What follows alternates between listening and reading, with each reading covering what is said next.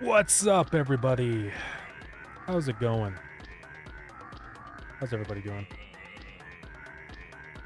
Excuse my voice. I don't know why, but I didn't talk a lot or anything, but it's really like shot right now. But my sleep has been abysmal, so maybe that's why. I got up at like 2 a.m. So yeah, it's pretty bad. But anyways, how's everybody doing? Recall, welcome in. Oh, Chic. So 4-star Yelp review. Nick, Condiment Colonel. Hopefully Brastro. How's everybody doing? Thought for sure I missed a stream. Yeah, my sleep schedule is a little rough, guys. So and then on Wednesday I was gonna stream, but it was unfortunate timing because I had all these appointments and stuff that I had scheduled for Wednesday. Then I realized, oh, I'm gonna have to skip stream again. But yeah, it's okay. I would say that I spent that time like relaxing and taking a break, but it was just a sequence of bad sleep schedule, and I didn't actually feel like I really spent my time wisely. But oh well. But yeah. So yeah, we skipped a whole bunch of streams. Saturday, Sunday, and Wednesday, I think. It's okay, we're here today. As long as the mustache looks good, man, you're fine. Thank you. All good, you need some time to chill. Anyway, in between games, yeah. It's true. But yeah, anyways. Let's go. 7-stream streak. Thank you very much. I appreciate it. So Laredin's been out for 1 week as of today. Oh yeah, I was gonna reply to you, Oshik, about that. Sorry I didn't do that. But yeah, I saw that. So it's a good point. I just kind of forgot. But I'll expose another function inside of the mod API script. So that you can modify that table. Yeah, we're gonna get into Starground soon. Didn't talk to you. Be quiet. The robot speaking. Yeah, I want to get like a couple updates out for Lurden, kind of, you know, address the most pressing issues and stuff that people have had, and then I think we'll cycle back to Starground and work on a new update. Yeah, stupid microphone. Is that better? It's always got that little funny. I gotta reload my mic. I don't know why. So stupid. Sorry, it's probably really loud now. But anyways. What's the plan for support and further development of Blurred? Yeah, I want to keep working on it for sure. I mean, it is in full release, so it's not like Starground where I'm going to be doing these like, you know, I'm not going to be updating it for like 2 years. But definitely there are things I want to go back through and kind of clean up and just improve. So, yeah. We'll probably, I mean, like, this is the thing. I don't want to lock myself into some, like, schedule. And I don't want to be all like, you know, we're doing 2 updates and I'm never updating Lurden again. Because one of these days I might feel like going back and be like, yeah, that'd be fun to work on. I'm going to do that today. You know? So, there's really no like super long-term permanent plans, but short-term, work on a couple updates, then go back to Starground, but I'll probably come back to Lurden more, you know, this year, eventually, probably. We'll see. Also, I think the merge should happen to entry as well, because merge isn't recursive. Yeah. Okay. Yeah, I'll look into that when we get back into Starground stuff. And that's being wishlist go up today. It's probably pretty early to check, but we can look at the stats again. So Are you saying in all add type functions? Okay. Interesting. Yeah, I could make that change probably, or I could maybe have like two kinds, one that merges and one that, thank you for the hydrate. One that just like overrides, you know?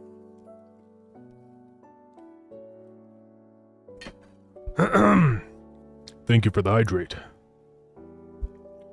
But yeah, why not do another look at all the stats, huh? Since it's been 1 week now. So let's go through.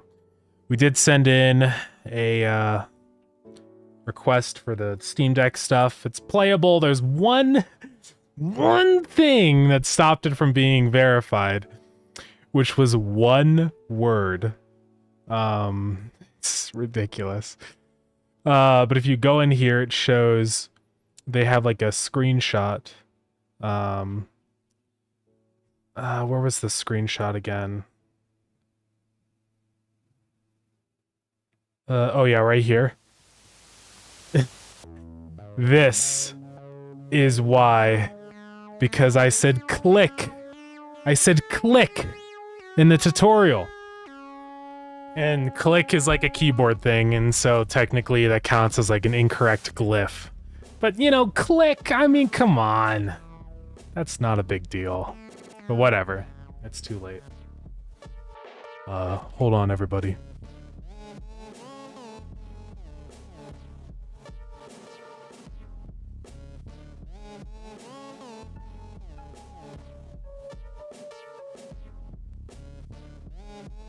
Alright, I'm back, sorry about that. But yeah, anyways.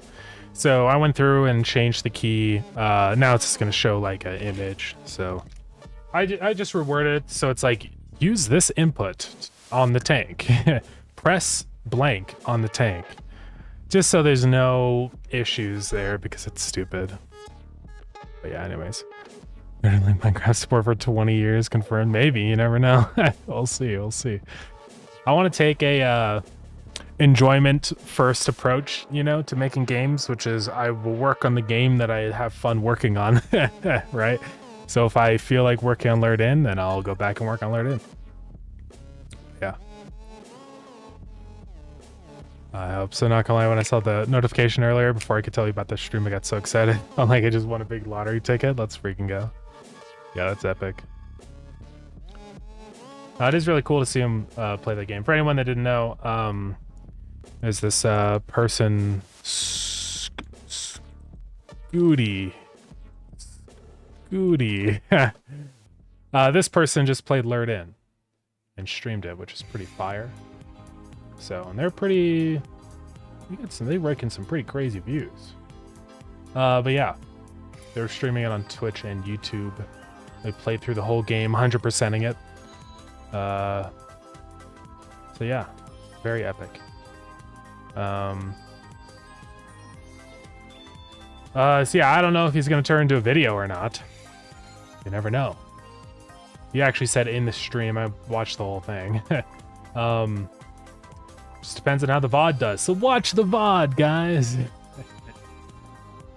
But yeah, I don't know if that's had an impact yet on like wish lists and stuff. We'll see.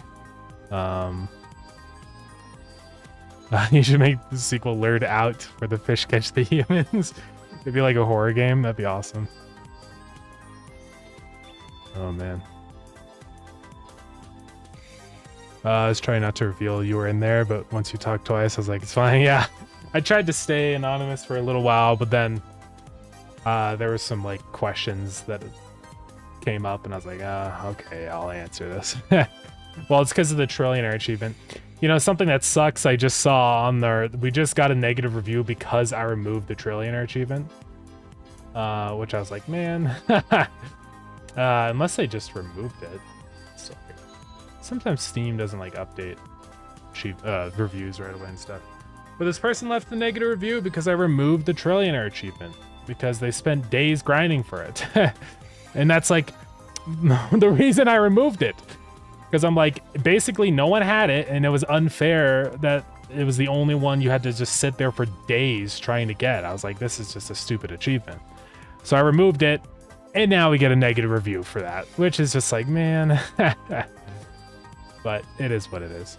We did get a positive review, though, about it. So, you know, they counteract each other. Though the problem is, though, like, one negative review is, like, a much bigger issue because we have fewer of them, right? So it makes a big swing on the review score. We're hanging at 83%. Well, I think it's 82% now if this would update.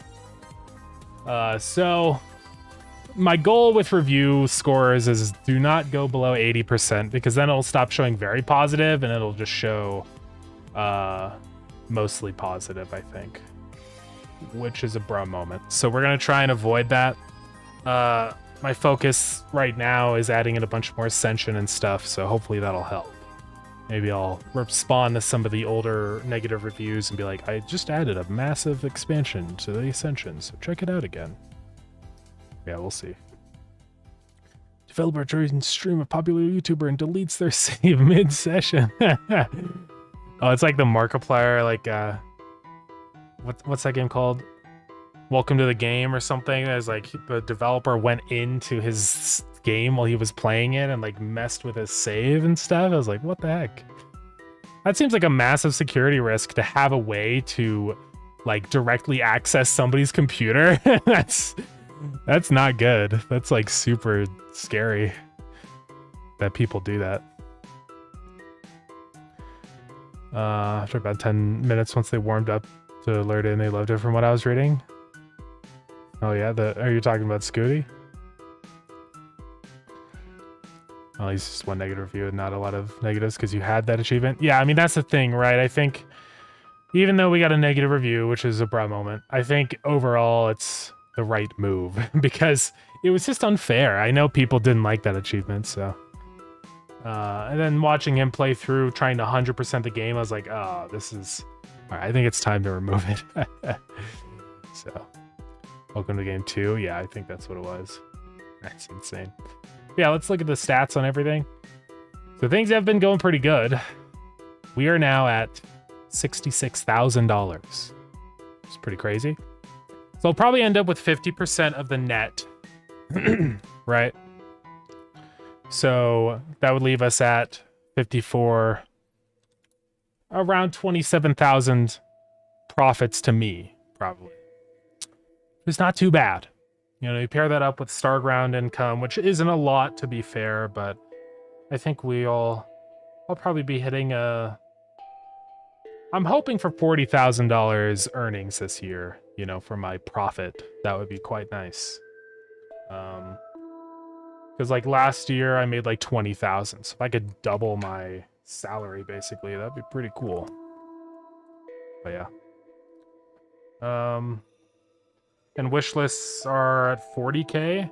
Wish lists don't really like mean anything anymore, you know, so they're kind of like a pointless metric. It's probably not really gonna update yet. Probably not gonna see that change. Now, wish lists are kind of like a slower update thing, where like it seems like they only really update daily.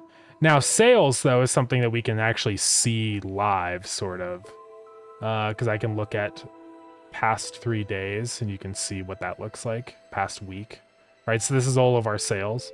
So obviously we've had a massive drop off, but still like more than I would have expected at this point. I mean, making nearly $2,000 a day is pretty insane.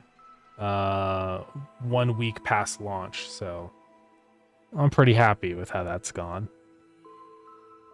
We're hanging around 10% returns, which is pretty typical, so that's like good that we're at that point. Looks like I got some goodies here, guys. Food, we're gonna eat the food.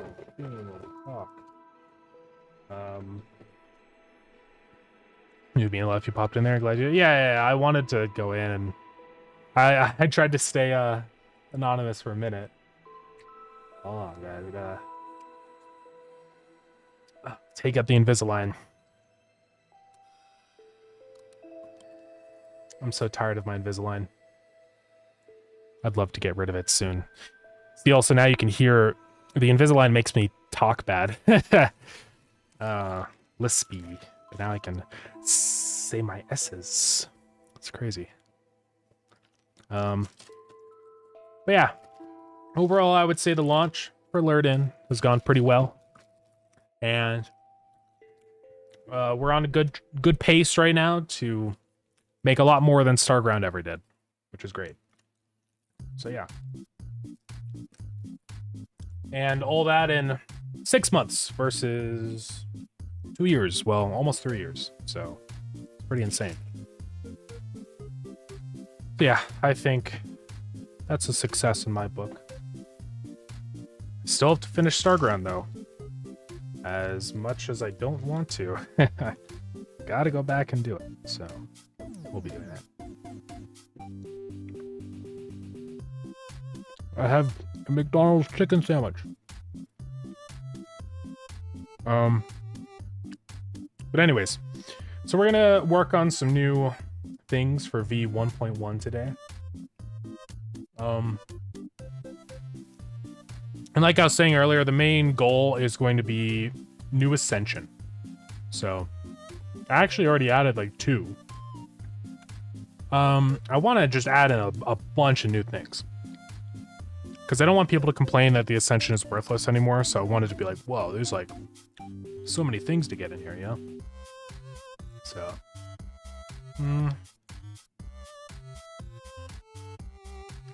I want to do like a Roomba to go around and automatically pick up your donations. Here,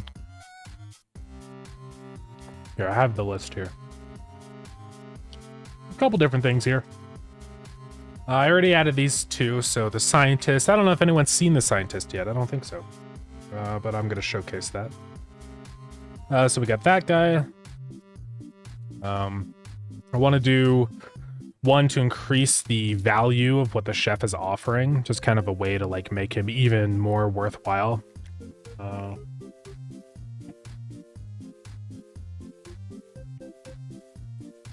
An auto feeder would be nice. I think I'm just gonna go ahead and bite the bullet. I didn't want to add in an auto feeder or like a auto cleaning thing for the tanks as a research, because then it would feel really like instantly things become obsolete. But I think as an Ascension it's probably okay. So because it'll feel like a nice kind of, you know, continuation of like, okay, I just upgraded my sponge and now I've got the auto feeder and it can just do it for me. So yeah.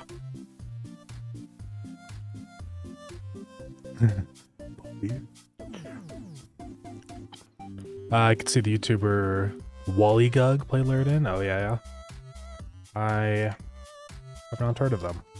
I'm pretty like in terms of the YouTube content I watch, like very you know, like free people.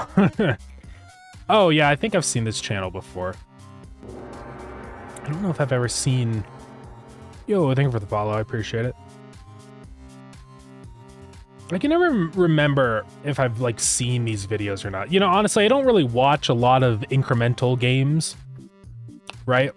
So I don't think I've seen any of these videos of this person before. But yeah, that would be super cool. I mean, this is a big channel here. We also had Blitz play the game twice, actually, 2 videos, which was epic. So that was super cool to see. And it's crazy seeing Blitz play my games and stuff, because the thing with Blitz is like, this guy's been around for a long time and I used to watch him a bunch as a kid. So having him play my own game is kind of wild. Or I'm like, whoa. It's pretty insane. But yeah, I watched a lot of his stuff back when he did like actual like series and stuff. One of the series that I watched him play a lot of was Turmoil. When even was that? A long time ago. Hey everybody, I'm Blitz. Welcome to a brand. This was 10 years ago. 1 decade. But yeah. It's pretty insane. Yeah, he's probably done a bunch of new ones. Yeah, I always enjoyed watching that. What's like his most popular video? I don't even know. This one, 8 years ago. He's always been a fisherman at heart. But yeah, it's pretty epic. It would be really cool to see content creation stuff continue. I mean, incremental games, it's not really like... Imagine it's not like a super hot... Like, there's just so much competition, I think, with incremental games. It's probably hard sometimes for people to play your game. Also, there's this, like, idea, I think, that incremental games take, like, 100 hours to beat, so... I imagine that, like, pushes people away sometimes from doing videos on them, I imagine. But we'll see. We're gonna open on PC, sounds good. But yeah, anyways. Cool stuff, though. What are some of these other ones here? I want to add the bait system. It's gonna be a little bit different than, like, the lures. The idea behind bait is it's kind of a way to make catching specific fish easier. So every fish is going to have like a type of bait assigned to them that they prefer, right? And if you use the correct kind of bait, it increases the chance of you catching that specific fish. And the reason I'm adding this in, a couple reasons. First off, I think it just makes it kind of more fun. Because you get to, like, decide what fish you want to catch. And that's kind of really important for a couple of the features we've been adding. Definitely for filling out the achievement and completing your Fishpedia. But also with the synergy system. Sometimes there's very specific fish that you need to find and catch.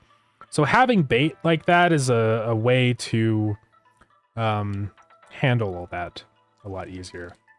I think it's just also it's future-proofing because the thing is if I add in a bunch of new fish to the game, then it's going to start becoming really, really hard to catch the right kind of fish that you want. So, because you're going to be like going up against like 20 varieties or whatever in the common tier, right? So, I think bait will help. Will be nice for the catfish? Maybe, I don't know. Yeah. I'm sort of like conflicted, I guess, right now on how exactly I want to do the system. Because there's sort of two ways I could see it. I could do like very specific baits like that, where like it's like this is the bait for this fish, you know? And that does work. But it's a lot of work to add in a bait for every single fish, and then also it's just too many to select through. So I think I'll just do a couple. But then it's also how do we balance it, right? I guess I'll probably make it so bait is like, I think whenever you cast with bait, maybe it costs money. So that's kind of like a good incentive of like, okay, you can use this bait and it will help, but you have to like either be in sort of end game and have a bunch of money or like, you know, make sure it's actually worth it. I think that might be the play. We'll see. Yeah, I think, like you said, I think we're probably going to do groups, you know? So we'll have, like, one kind of bait that a bunch of fish share. But I'll set it up in a way so that I try and, like, use all of the baits in every region, you know? So, like, let's say we have 5 different fish in a region. Each one of those fish uses a different bait. But then if you go to the next region, it's still, like, the same set of bait. So that way, like, you don't get these, like, overlapping fish where they have the same bait. So I think it's a little bit complicated. Hey, Mossville. Welcome in. How's it going? I think my number one thing was an auto feeder. Yeah. Only thing preventing full automation. Yeah, I do have that on the list here. Auto feeder ascension. So I would definitely like to add that in. Probably also just something to automatically clean the tanks too would be good. Auto clean tanks. And I think as a very end game thing, just if you want to automate your aquarium, then that works.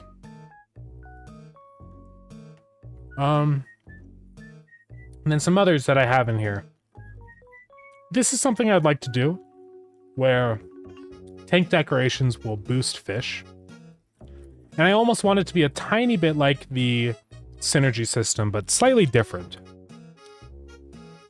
So it's more like, let's say that you have a coral reef fish in a tank. Then that way, like if you put down a coral reef decoration, it gives a little boost to that fish. I think that's how it's gonna work. But it's not gonna be stackable. So like if you place like 5 coral pieces, it'll only just do the 1 multiplier. It's not gonna like be 5 times more multiplier. So it's kind of a way to like decorating. It's not like you have to be min-maxing with decoration.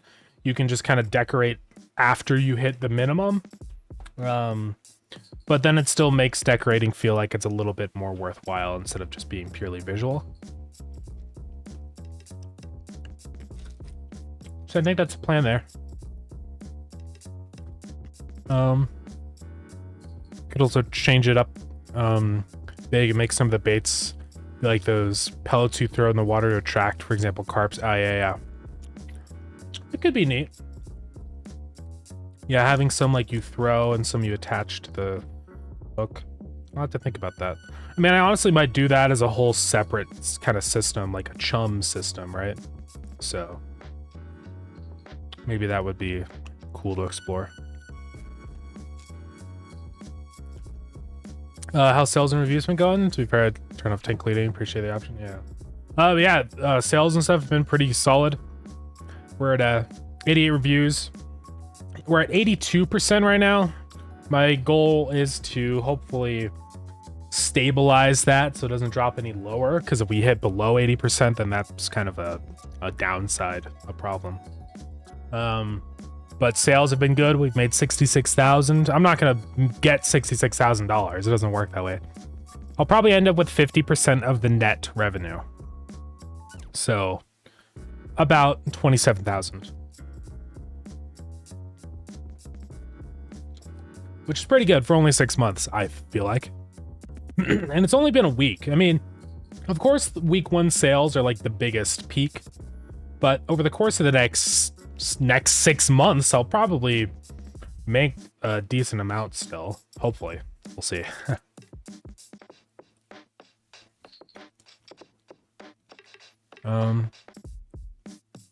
So Pamela Pinkley, welcome in. Yeah, freshwater versus saltwater. Tank filters or maybe employees. Employees could do a bunch of stuff though. Yeah, I don't know. That's one thing I've been kind of conflicted about, is like, do I want to do an employee for cleaning the tanks? Or do I want to be like an upgrade where you can buy like a cleaner? I'm not sure yet. We'll have to see. I feel like the research has become obsolete endgame. Maybe feed them to the fish for a bonus. Well, we have addressed that with the scientist. So I'll show you guys what that's all about. Make grandpa work, yeah. It's really do. Honestly, 10K sales week 1 is huge for any indie dev. It is very cool. I am pretty happy with how things have gone. You know, I hit my goals. I sort of had like a loose, like, it'd be cool if I could make this much, and we hit it. So it's very epic. I've been addicted to Chillquarium lately. Yeah, Chillquarium's pretty epic. And we have a bundle. Oh yeah, frickin' Scrap Mechanic 1.0 is out. I'm gonna play this later today. It looks insane. I didn't expect it to be as insane as it is. It has like destructible terrain. Crazy moves, guys. Scrap Mechanic. Yeah, I'm gonna play that later. Yeah, Chillquarium. It's a fun little game. I've played a bit of Chillquarium. It's one of the big inspirations for sure for Lured In. I wanted to kind of take some of the concepts from Chillquarium, but make it more of like a tycoonized version. If that makes sense. More involved with the upgrades and money. So, Delivery Man, I'm excited. I've seen a tiny little bit of some things. They removed hunger. Good move on their part. The hunger and scrap mechanic was just kind of useless because you'd eventually just make a bunch of food and then it wouldn't even matter anymore. So it'd just be this constant like annoying thing. And it would like, it actively discouraged you from like exploring and building because you'd have to stop exploring and building and go deal with your hunger. So it's just like, thank God they removed it. I know you've played Deep Rock Galactic. I have. Also, Aquarium Trailer's playing. Yeah, Deep Rock is pretty fun. I do enjoy it from time to time. I got uninstalled on the Great Hard Drive incident. I guess it's been 3 years since I played it, but doesn't feel like 3 years. I literally remember the last mission I was doing. It's like the one where like the little like, there's like the ore, they're like really hot. So they burn you. There's like these like rocks that you've got to crack open and mine. Yeah, it's a cool game. I know there's like Deep Rock. There's new Deep Rock games now. There's Deep Rock Survivor, and then there's also the other one, isn't there? It's like a roguelite. What is it called? Deep Rock. Is it Deep Rock Survivor? Oh, Rogue Core. This is the one. Deep Rock Galactic. Whoa. Wait, no, that is what the main game's called. Okay. I don't even know what the difference is between this and the regular Deep Rock, because regular Deep Rock is already a roguelite, right? So I don't even know. It looks like it's almost the same game. Like, what even is the difference?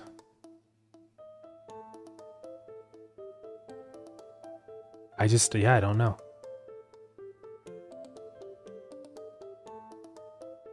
Yeah, I mean, people are not super happy with it. Yeah, I have no idea. Hunger is the worst mechanic ever. I think hunger can work in some situations. I almost like how it works in Valheim because it's like you do eat food and stuff. But it's more of like a... It's almost like a potion in a way, eating, right? So... I think there are interesting ways that people have implemented hunger mechanics. But when it just sits there and doesn't like actually do anything for you, that's when it's sort of pointless and it shouldn't even be there. That's why I never added in hunger into Starground. Because it was one of those mechanics where I was like, technically I could see hunger being a mechanic in Starground, you know? It's not infeasible. But I knew it was just going to be annoying. And while you're trying to automate stuff, you're just going to be hungry all the time, and that doesn't seem very fun.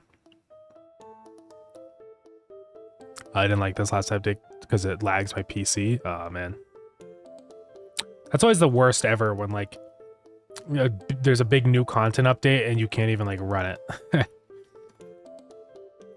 It's frustrating. Yeah, TRG Survivor is supposed to be really good. Yeah, that's like the, Vampire Survivor version. Where is it? Where is it? Here it is. Yeah, I think I've heard good things about this one. It looks kind of fun. See, I feel like this works better because it's like fundamentally a different game. So it makes sense why they would make a version of this, you know? It feels like that, like, on paper checks out. But then doing... I don't know, doing like another roguelite thing, I don't get it. I don't know where that game lies, you know? What's the point of this game? Because it's like the same... What is the difference? Okay, yeah, see, it's funny because they have to put this front and center because that's what everybody is asking. Faster paced. Harder and more intense, more focus on combat. Like, that doesn't seem like that much of a difference. It almost sounds like this should have been a game mode inside of regular Deep Rock, in my opinion. Now, I've never played this game, so I don't know. Maybe it's different enough. But it seems like almost the same game. But what do I know? Side thing, I still think you should add something to point at your character to show you can customize them and lure it in. Yeah, maybe just one-time bubble. I could probably do that. Maybe like if somebody doesn't figure it out after a while, it just shows like a little arrow pointing to your character or something. That'd be good.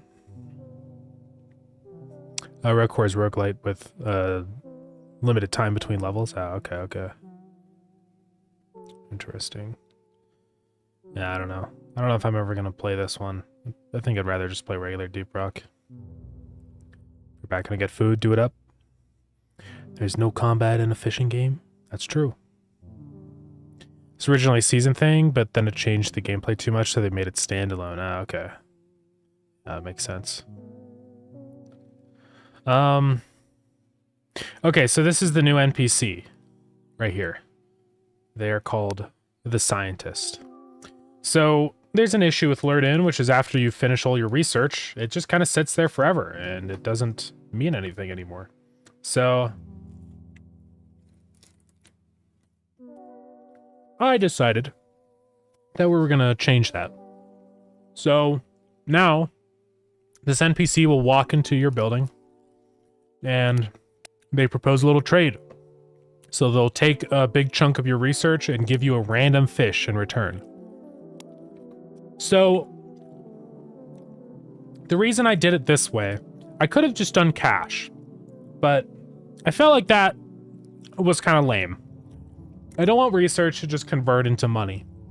So I decided to go this route, where you can get a random fish, right? And I think that's kind of nice. It can actually technically help you fill out the Fishpedia, I think.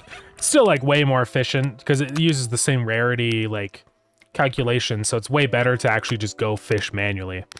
But you never know. They might wander in. It's like, oh, I needed that fish and I got some research on hand. And then, yeah, you know, nice little exchange. I think if it just converted into cash, it would just be boring. Because it's like, why have this whole offer, this NPC that walks in and trades with you if they're just like saying, I take research, here's money. There's no like thought process behind it. It works with a chef because the fish that he's taking is like, you have to think about, is it worth it to get rid of that fish? But if it's just research points and you already did all the research, then it's never a decision that you have to make. So I think this is better, in my opinion. Thank you for the Speens, Maxi Pro, I appreciate it. Love DRG, you got like 1,500 hours and I would never play Roguecore. DRG's my cozy game, yeah. I feel it, honestly. DRG is kind of cozy a lot of the time. It's just like, just crawling around and mining and, I mean, of course there's like the alien waves and stuff that come in, but I kind of know exactly what you mean though. It is kind of a cozy game in a way. And then you've got like the, you know, your home base, you can kick the barrels around and just chill for a while. It's fun though. I do need to play more of it. Make fishing pole upgrades hard to get. I have thought about upgradable fishing rods before. It could be interesting. I guess the thing is like, what exactly would that like be? What would the upgraded fishing rod do, right? I don't know.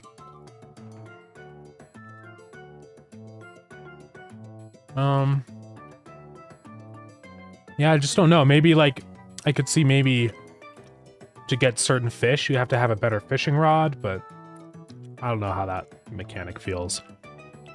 Maybe one day.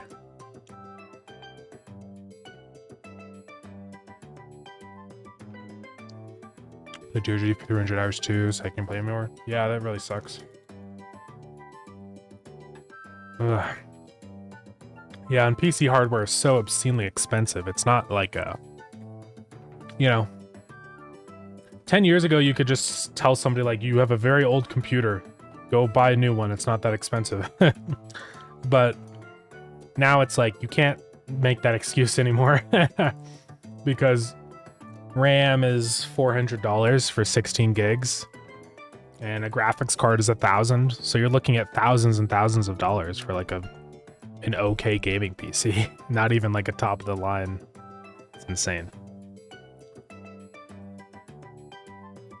That they can't cast far enough or the bait isn't good enough. I've thought about that too, like having like a casting distance thing. It's just hard to say. Decisions like that are always tricky because it's like, if I do spend the time to add in those systems, I'd have to think about why, why cast farther? Because right now there's no like benefit to casting farther than you already can, if that makes sense. So I'd have to add in a whole new mechanism for that to work. Yeah, it's complicated.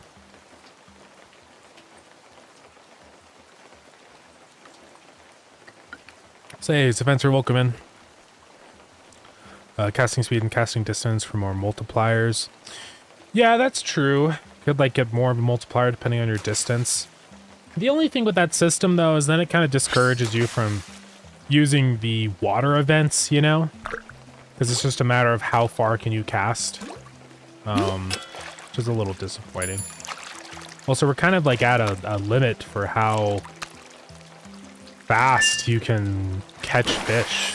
Because like the second I put this in here, it's like immediately almost like, it's like 2 seconds until I get a bite usually.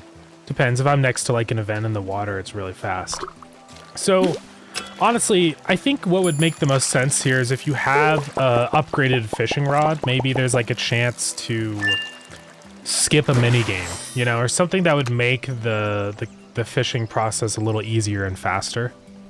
Or maybe it just makes mini games easier when you upgrade your fishing rod. It's hard to say. I don't know, but something like that, maybe. Is there ever going to be like a mythical fish?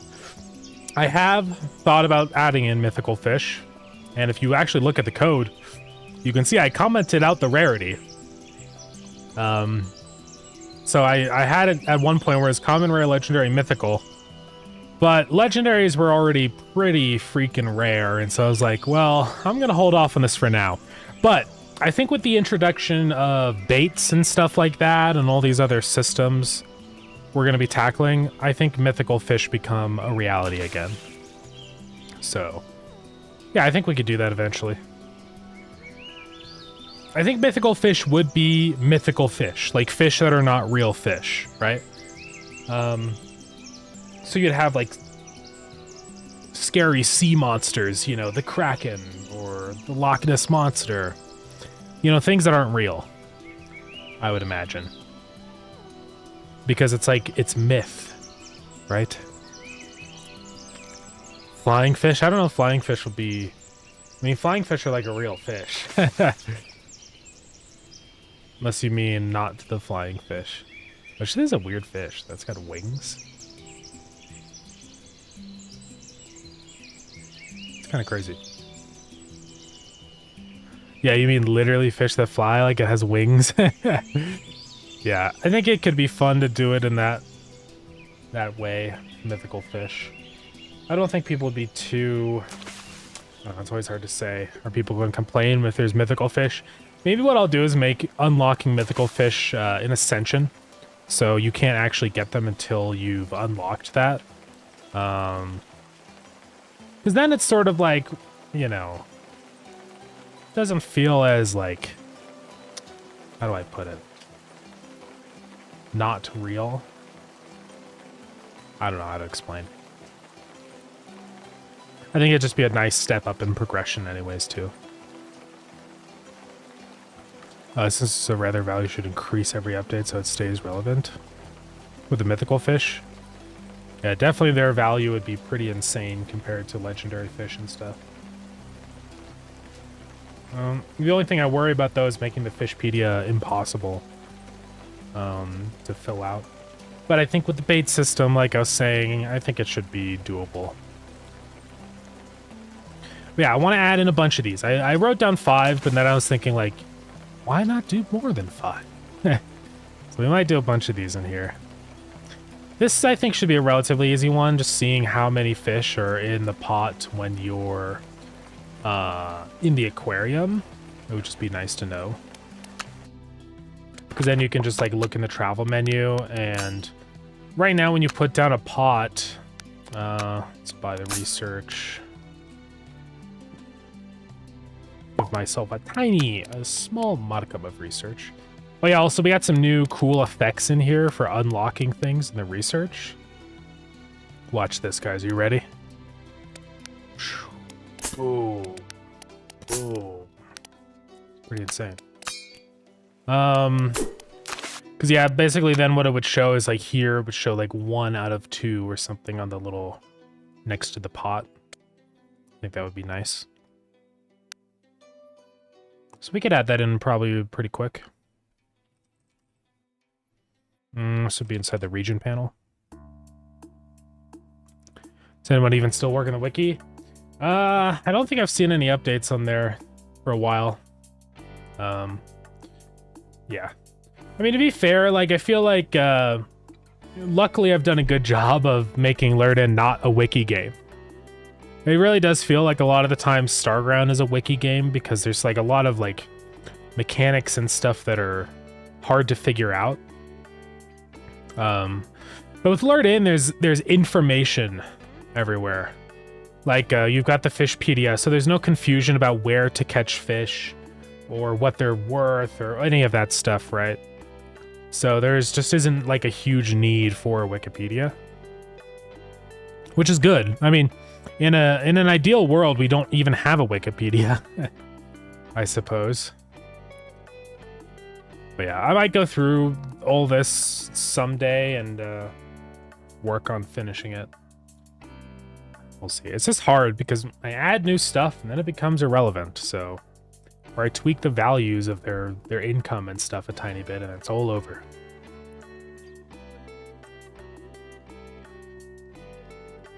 Hey, Josh. Sorry if I'm saying this wrong.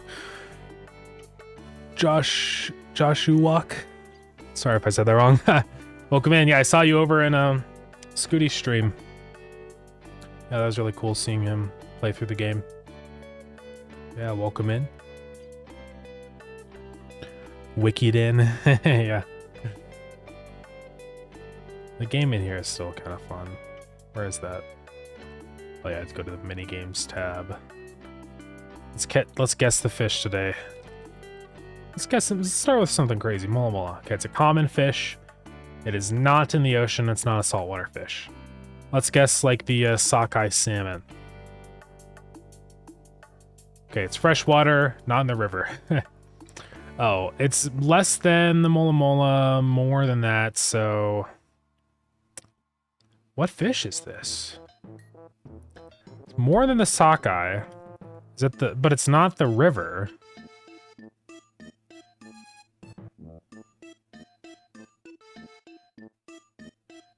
Ooh.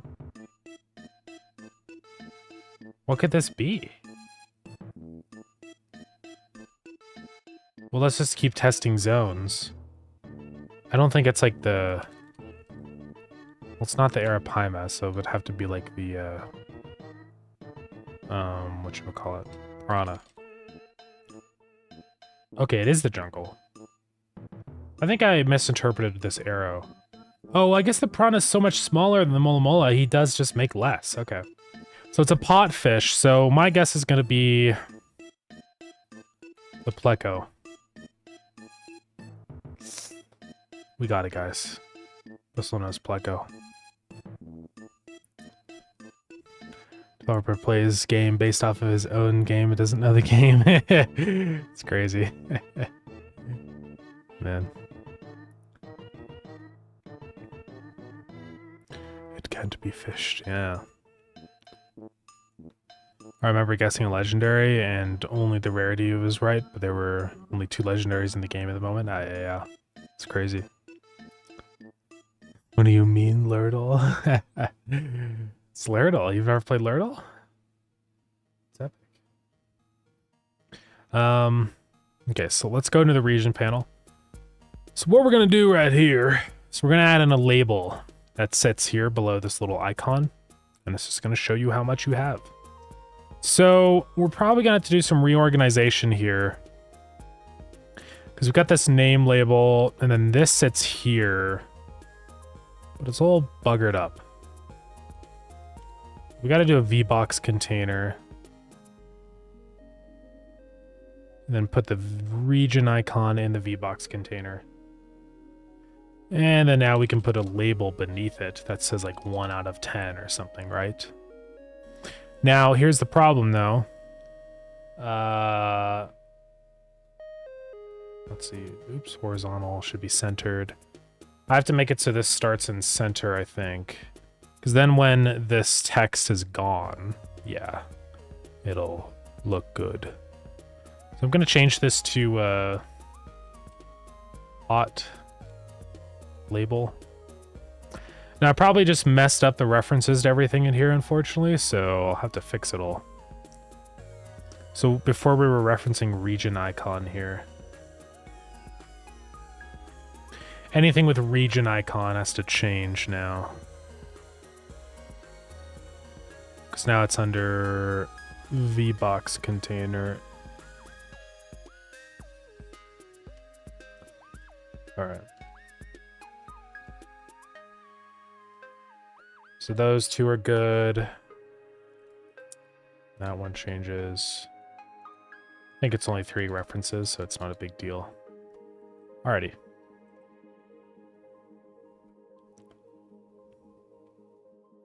Oh, this label will be research, ascension, or nothing. I think it's going to be an ascension. So, only mustache. Thank you, thank you. Just because right now I kind of want to focus on ascensions, right? It seems like it's sort of the biggest thing people are wanting more of, so why not? Okay.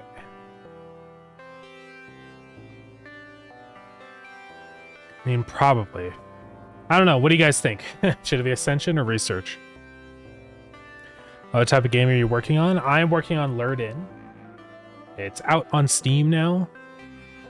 It's an incremental fishing game where you run your own aquarium. So you travel out to different regions and bring fish back, put them in your tanks, make money, buy upgrades.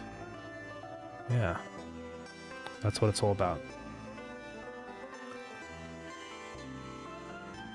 Ascension? Okay, yeah, we'll do Ascension then. Sports be like, yeah. The year for incrementals? Yeah, incremental, it's crazy how there's been such a massive resurgence, you know? I find it so funny that, like, people think incremental is, like, some new thing. Because incremental has been around for so long. You know, you've got all the classics like Cookie Clicker, which has been around since like 2013. So that's 13 years. Also, Universal Paper Clips, it's a little bit newer, but still like way before any of this new incremental stuff. And also, if you really think about it, like even stuff like, what is that game called? Mobile zombie driving game. I'll remember the name instantly. That's what it's called. Earn to Die. Like, this is an incremental game too. And this was so long ago. Like, when was this even? It was like so... I used to play this as a little kid. So, incremental games have been here for eons. I'll go now. Man, have a good one. Can't wait for the update to mess around with the game again. Yeah. And thank you for all the controller feedback too. I'm going to go through all that, hopefully, before this update and try and fix a bunch of it. Yeah, incrementals are an old genre. Thank you for the hydrate. Okay, so what we want to do in here is set the visibility depending on whether we have the Ascension. So I do actually have to check. I have to figure out how to do this. Hey, thank you for the follow. I appreciate it. I'm going to call this update pot label. This is going to run. This is going to set this label. So text is equal to, and we have to get all the region stuff. So it's like global.pot. I think it's pot data. And then that has a string. I'm going to have to print out what global.pot data is, I think. And then we're going to call update pot label on ready. And also we're going to connect up a bunch of signals. So global dot pot status changed, I think, is when the pots get activated. So connect to update pot label. And then we've also got whenever we buy the Ascension. So global dot Ascension purchased dot connect function ID. If ID is equal to li.ascension dot pot sensors, I think is what we're going to call it. Then call update pot label.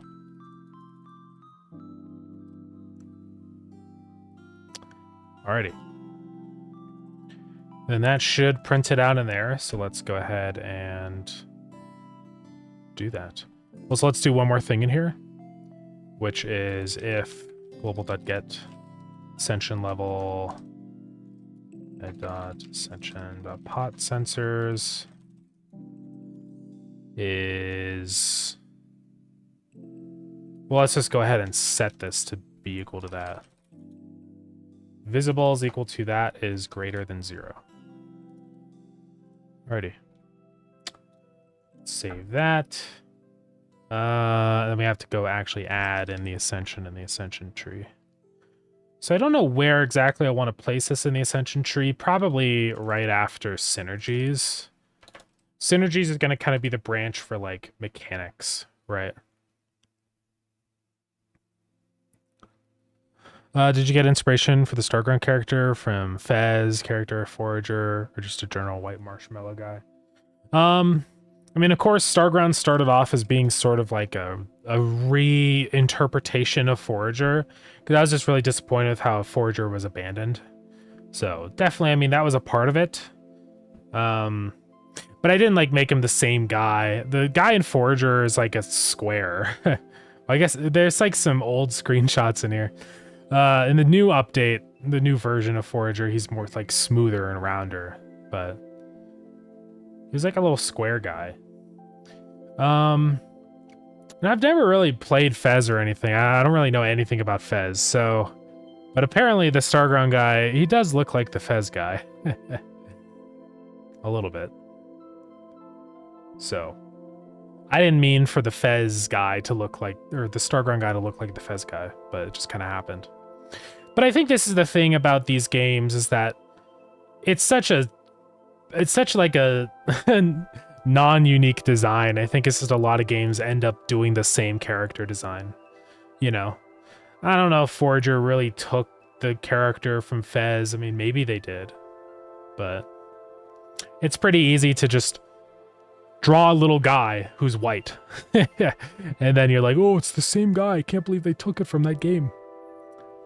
I do kind of regret making the guy in Starground look like the Forager guy, because then that just kind of opened the game up for constant comparisons between the two, you know? So in retrospect, I probably would have done a different design for the character. It's too late now, but I think ever since I added in the character customization and the skins, that kind of like killed that issue. Because then now in all the screenshots, all the people look different, you know? I mean, there's still like the white guy, but then there's like Darius and stuff hanging around, especially in the trailer. So it's not a huge deal anymore, but I just made him a simple little white guy because it was easier to animate for me, and then also it was sort of like a blank slate. It's not like you're going into this game with a bunch of like lore baggage. You're just like this blank character. And who he becomes is up to you, right? So.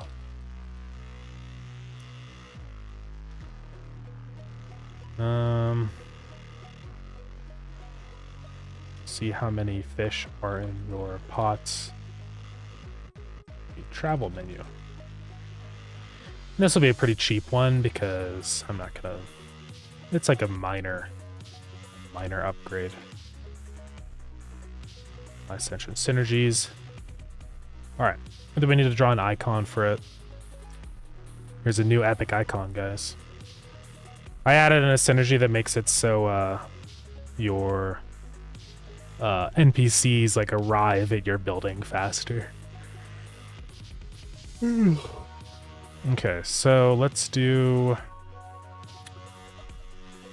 Kind of want it to look like the sensors research. The tank sensors. What even is that? Right there. But it has to be a pot, obviously. So let's go get the pot icon. Yeah, my throat is so like screwed up. I don't know why. I guess I just didn't sleep enough and it just screwed everything up. Yeah, I don't know how I want to do this. I might just kind of like take this and shift it around a little bit. You know? So I'll like put that over there and maybe move this to the left and then put a pot in the bottom right corner.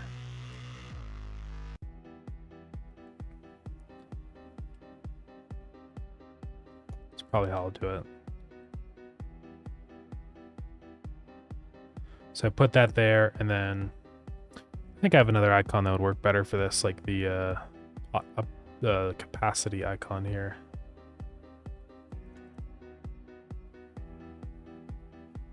I could take this. I might put that above this. I'll have to see. It's a little bit of a tight fit.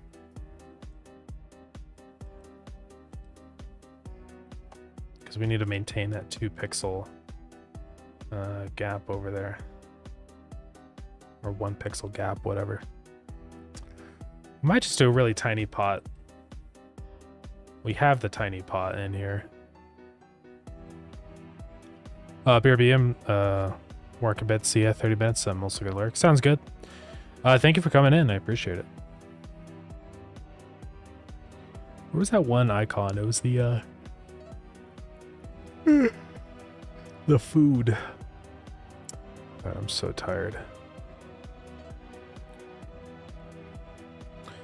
You guys have no idea how tired. I feel like I shouldn't be tired though, you know? Because it's like... I mean, I don't know. I guess I didn't really get that much sleep now that I think about it. I went to bed at like... It's like 11 p.m. or something like that. And then I woke up at 2 a.m. When did I even take my shower? I took my shower like later in the day yesterday. I don't know. It all blends together. Where is the... There it is.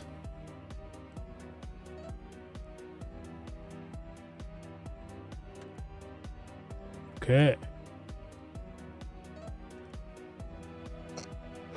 Ooh.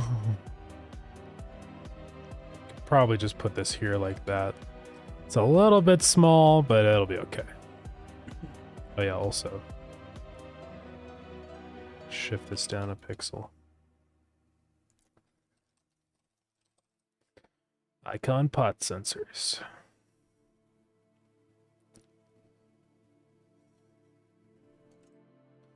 All right, so now inside of the travel menu, in the regions panel, we're checking for that there, so it'll be visible if that is greater than 0, so we have it unlocked. And then I just want to print pot data. I'm pretty sure how it works is that each pot has a region ID assigned to it. And then we must have a list of creatures. I need to just look at exactly how I'm grabbing it. And that died, so ignore that. It's going to do it like 6 times for every region. Let's go in again. So what did it print? Printed all of this stuff.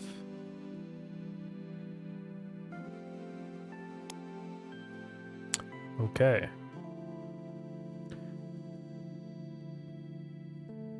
So something I also want to check is if pot data at region ID get active. If it's false, then just return and don't do anything. Or I guess I'll still set the visibility though.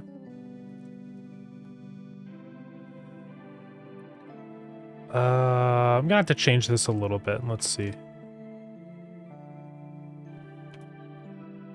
Var is visible will be false.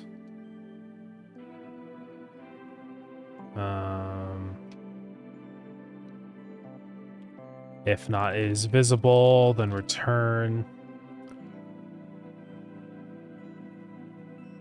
Then I want to say is visible is equal to that is greater than 0. And also that is true.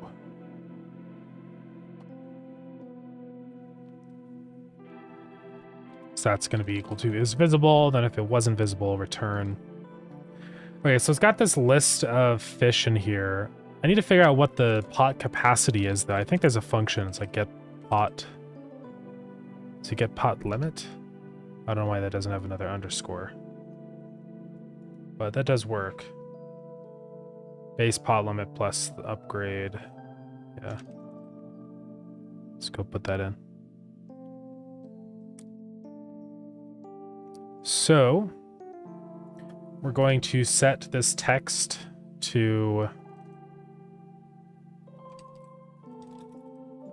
the maximum is this one. And we're going to set it to... Now, what does this have? It has... So I don't know what... Hold on. I need to actually go catch a potfish and see what it prints out, I think.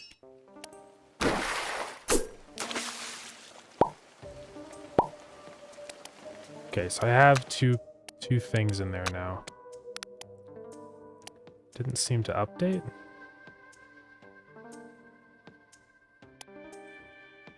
Oh, it did. I just didn't print it because I'm stupid. I'll answer that question in just a second. Let me just test this super quick. Back to main menu. And it didn't print again. Apparently. Oh, that's because it wasn't visible. That would make sense. Let's try again.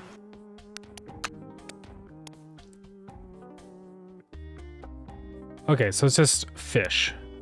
Gets an array. And then I just get the size of the array. Alrighty. Pretty easy. Then var current is global.pot data index region ID dot get fish default is empty array. And then we say text is equal to 0 out of 1. And hopefully this works. So current out of maximum limit. Alrighty. So we're going to try that out. See what happens. We do have ads going on. I'm just going to wait for ads to finish really quick and then I'll answer that question.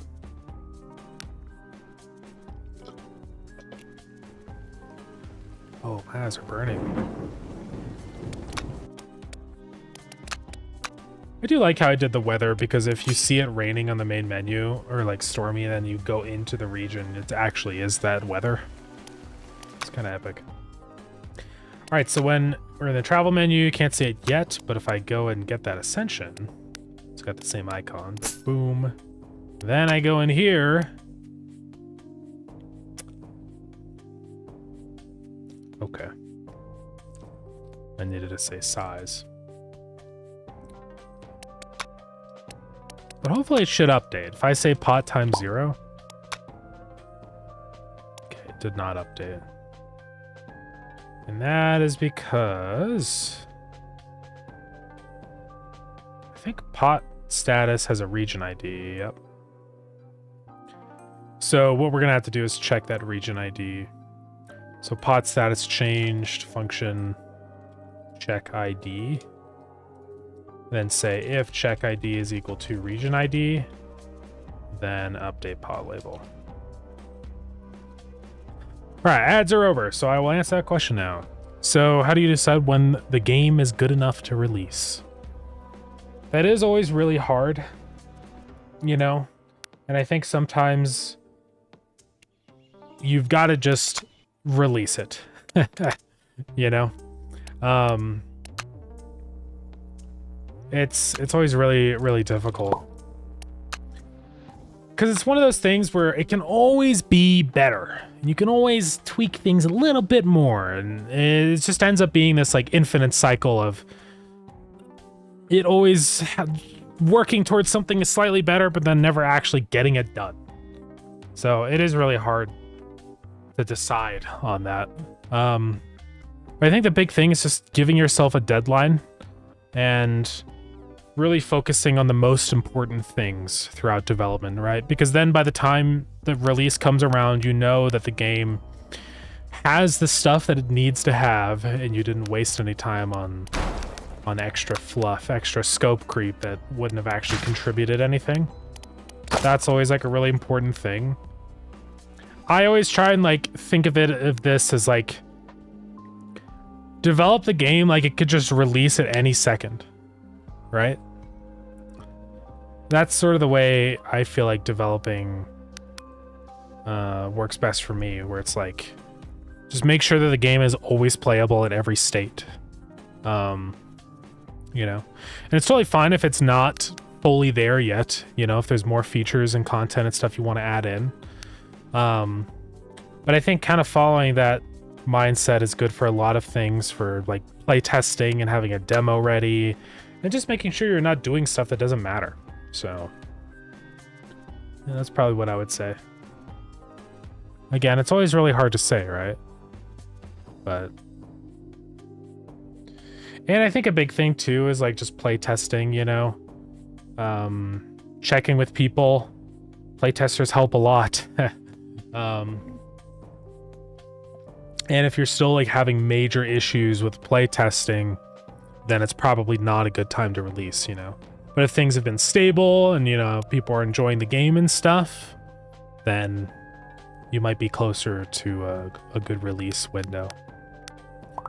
The way I sort of timed Blurred In was like, we did Next Fest in July. So I sort of centered everything around Next Fest, right? So I don't know if I even use offer changed. Give me 1 second, everybody.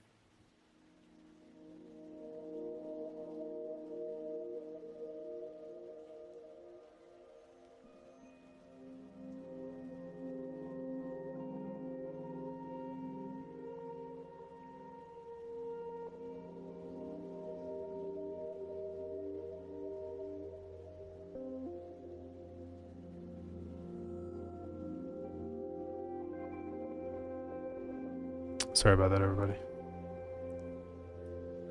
Welcome back, Nick. Then your other question was if I went back in time, would I have done anything differently? That question is always really hard to say, because, like, honestly, making mistakes with development is kind of like the way that you get better at it, right? So, like, even though I've worked on games and I have regrets about the games that I've made in the past, I think in a way those regrets are a good thing. You know what I mean? Because if I didn't have those regrets, then I wouldn't be improving, right? So it's always hard to say. Like with Pogo Rocket, it's loaded with issues. You know, there's so many things I wish I did differently. But that's the point, is like, I have the power now to do those things differently because I know what went wrong. So I don't necessarily regret Pogo Rocket doing poorly. I think that's just sort of part of the process. It's really hard to say that any game or any time I've spent on something is like truly truly a waste, because I just don't think it is. And like even with Starground, of course there's a lot of things that I would have done differently with development, you know, but like still it was an opportunity for me to learn a bunch of things. Like I was able to learn how to do multiplayer networking and stuff like that. So it's I mean, it's a nightmare working on Starground, but I mean, if I were to do, I guess, one thing differently with Starground is just make the game smaller, you know? I bit off too much. And I would have focused a lot more on, like, the fantasy of what the game is fulfilling. I think I was too focused on just, like, what features are fun and cool, instead of thinking about, like, what is the player, like, getting to do in this world that they don't normally get to do, right? And that was my approach with Lured In, where it's like, okay, the fantasy here of this game is that you are running an aquarium.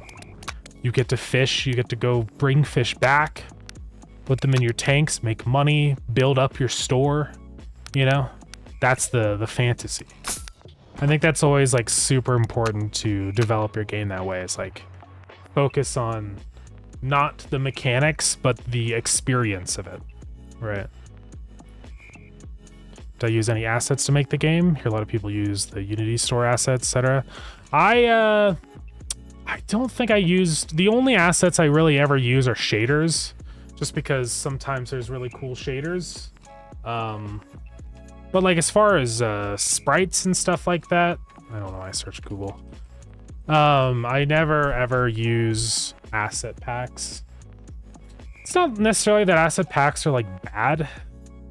I just think with pixel art, for me, it's like definitely not the limiting factor. Like the limiting factor of development speed is design. Like I can program and draw this stuff really fast, but it's sort of like I really need to spend the time like balancing and like figuring out what the things that I'm adding are, if that makes sense. So for me, I am not like limited by the asset creation. Some people are. Some people can only program and can't draw.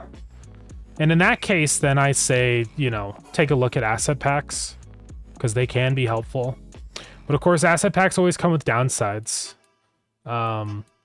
Unless you find like an enormous asset pack, you might have a hard time fitting in all your assets with each other, because you're going to have one artist doing this style, and then you try and fit a different style into it, and it can end up looking pretty disconnected. So I think that's less of a problem in 3D, because a lot of like three-dimensional assets are non-stylized, right? So you can mix and match a bunch of those a lot easier. But in terms of 2D assets, I think it's a lot harder. Yeah, part of me has thought about using 3D assets before in 3D games, because I'm not that great at 3D modeling. I mean, I can do it if I have to, but I think it's just there's a lot of things that don't matter that much that just take a lot of time. You know, like some books or a cup on a table. Like me modeling that myself isn't really going to do much for a game. So I think like those kinds of assets are a good opportunity to use an asset pack. But yeah, it's always hard to say.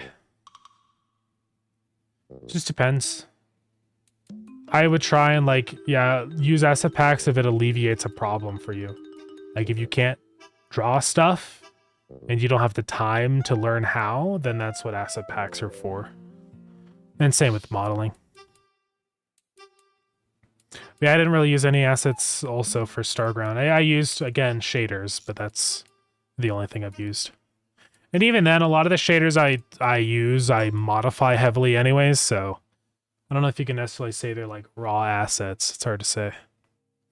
I have 0.2 play. Well, this is on my like business account, so I don't ever play on this account. It shows a bunch on Starground for multiplayer testing, but here it doesn't even show any playtime, I don't think. Because I've never booted up the game on this account. So, Tiny Aquarium, social fish keeping is on sale. I should have done a bundle with this game. I don't know if I did. I don't think I did. I'm gonna have to reach out. Oh, excuse me. I'm gonna have to reach out. Starvister, that's another one I saw come out recently. Anyways. Hey, Two Socks, welcome in. How's it going? What's going on? Thank you for adding or pinging people on the Discord. I appreciate it. It's very epic.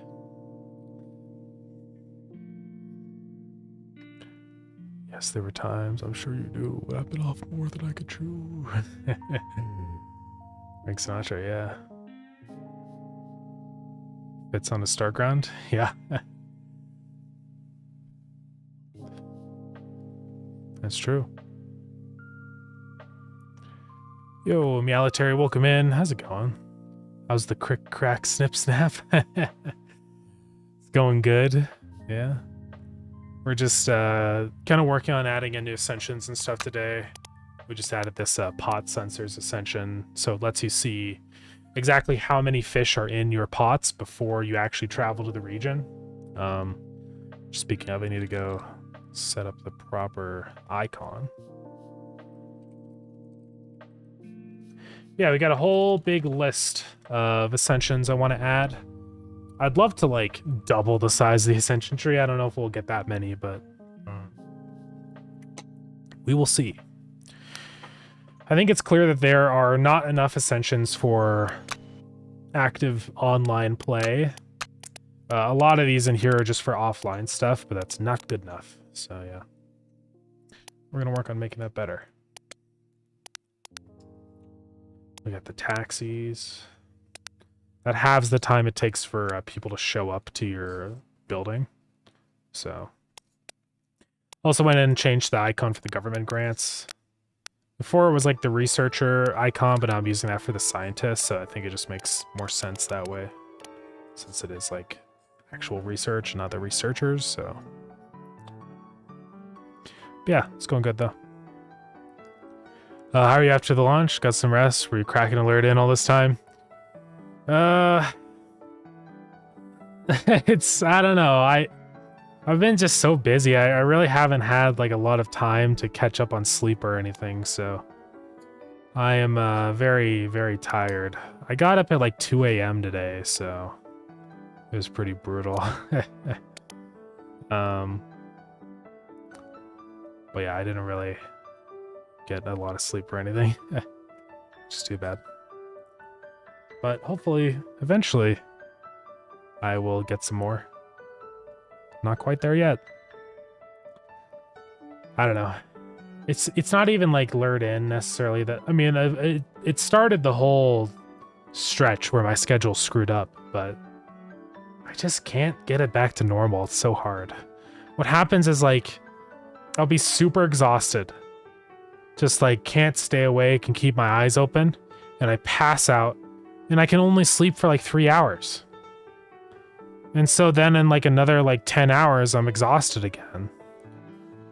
So I don't know what to do. It's like I can't stay asleep long enough to get like a normal amount of sleep, you know? It's just a nightmare. I don't know what I'm supposed to do. It'd be nice to get some more money-focused research to make it easier to get 1 trillion. Yeah. We probably will do some of that. Also, of course, we're going to have a new... I think I'd like to explore the deep sea region soon, so we might go ahead and do that. So that'd be another research over here. I could see even doing like a lure that gives you like a percentage of the cash value of the fish you've caught. Like maybe that could be kind of like a fun little thing. So let's put that down in the research menu. Lure to give you a little bit of cash on catch. There's also another lure I was thinking of doing. What was that one? I thought about doing another lure that adds an additional chance to catch multiple fish. So like the Ascension would kind of like amplify that, you know? So maybe that. I just want to have a bunch of different lure types. Yeah, I did. Well, but I actually removed the Trillionaire achievement for now because it was kind of just very unfair to people. I was saying earlier, but we got a negative review because I removed it, which is kind of stupid. Because they were saying like, I spent days on this achievement. They removed it, which is fair.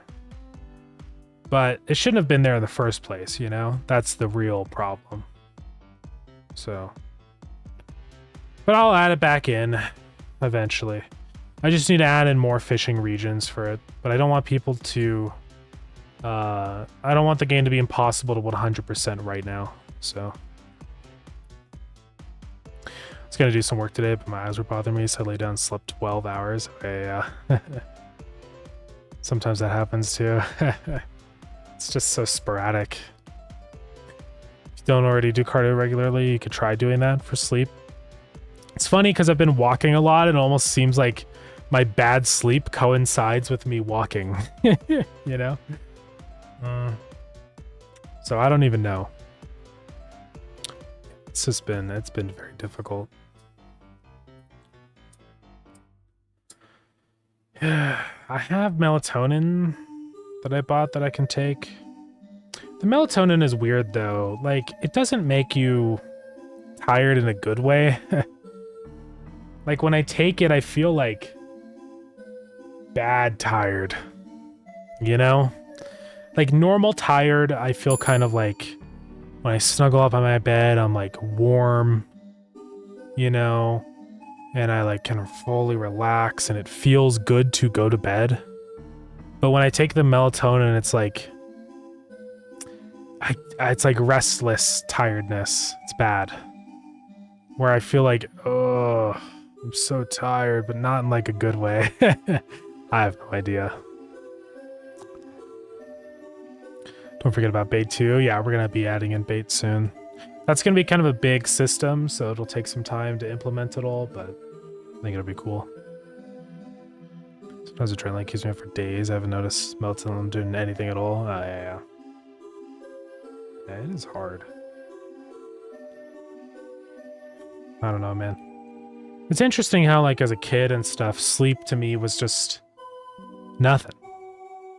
I didn't ever think about it, and I never had issues. I would, like, go to bed, you know, before midnight, and I'd, like, wake up in the morning, and that was it. But it doesn't work that way anymore. I don't know what changed. Counterpoint, what works best for me is reminding myself throughout the day how good a nice sleep is. Intentional placebo, yeah. That's true. God, it's complicated. The thing for me is like getting to sleep is very easy, but it's just like the staying in my bed is really hard. Because I'll sleep, like I was saying, sleep for 3 hours and I'm awake. So, I don't know. It's just a nightmare. Then also I feel like guilt for sleeping sometimes too, because it's like, well, I could be working on Lured In right now instead of sleeping, you know? Which is a whole nother thing. I don't know. What do you even do about insomnia? Is there like an insomnia supplement?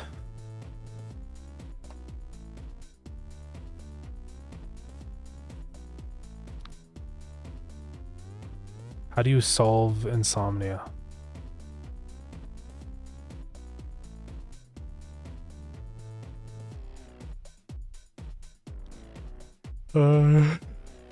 I never have any like drinks late at night because I have my Invisalign.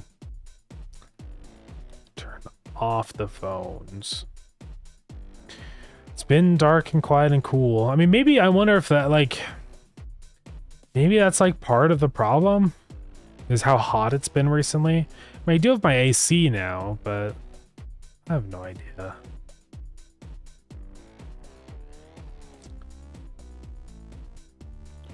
I don't know what would do it.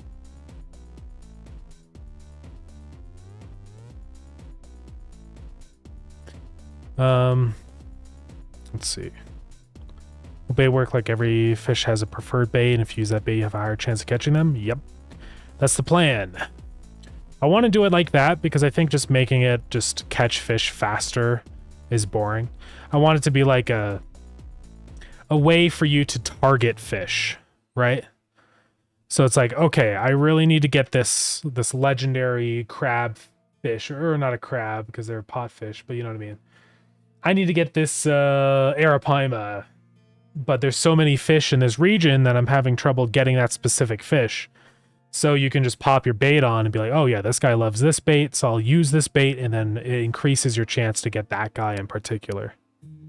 So I think it'll definitely help for sure. Oh yeah, I could put the pot sensors over here after offline pots. Wonder if I should do that.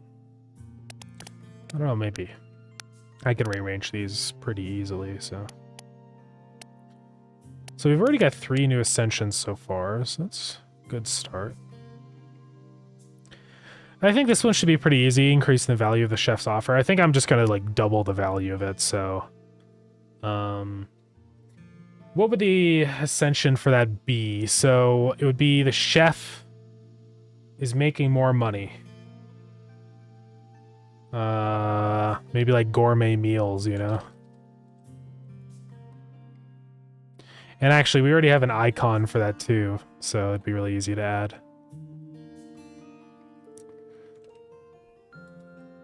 So I'm gonna add this in, Ascension Gourmet Meals. I don't think I actually... Okay, I do have the icon in here, good. Yes, we have this fillet icon, so we can just use that.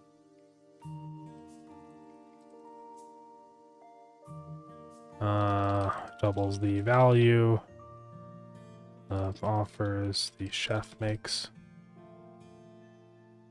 Yeah, step for the scientist.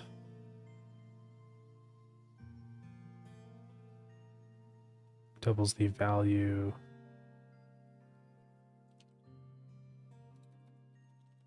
Chef's offers.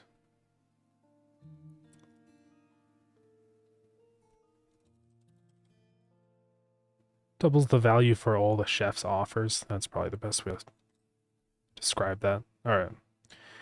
And then we will require this. So let's go back into here.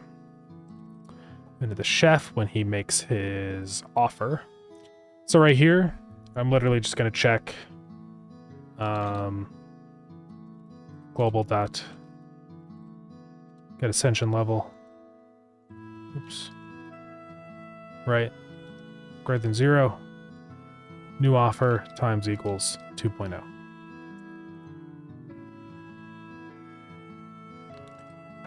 All right, so that will double the value of his offers. So it's a very easy one to add in, and it should be a nice little bonus, you know, just to make the chef even better.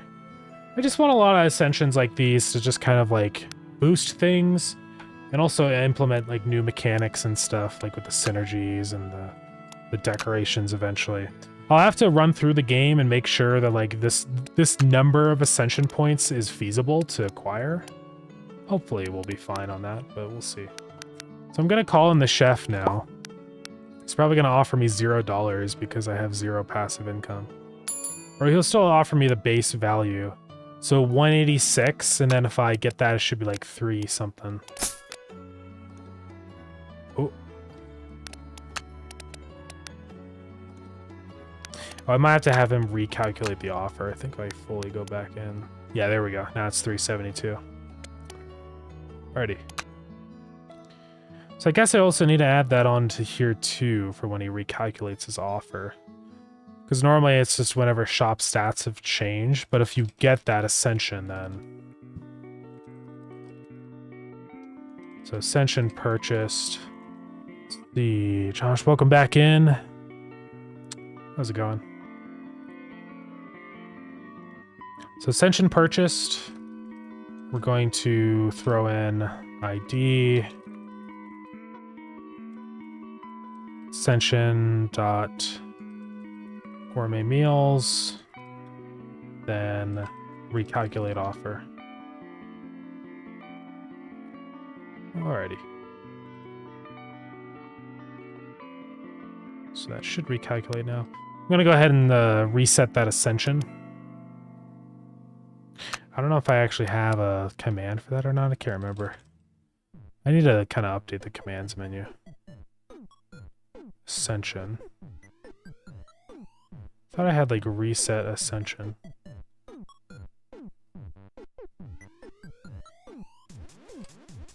I'm gonna change that to reset or research. It's a lot more clear what that means. Now, how do I reset ascension?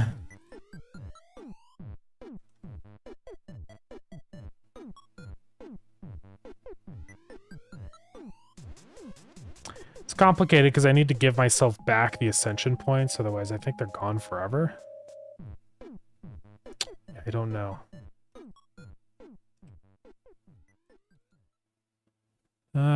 It's gonna be a little complicated. I think typically in this case I just reset my whole game data. I don't have anything special on this save or anything, so let's just do that.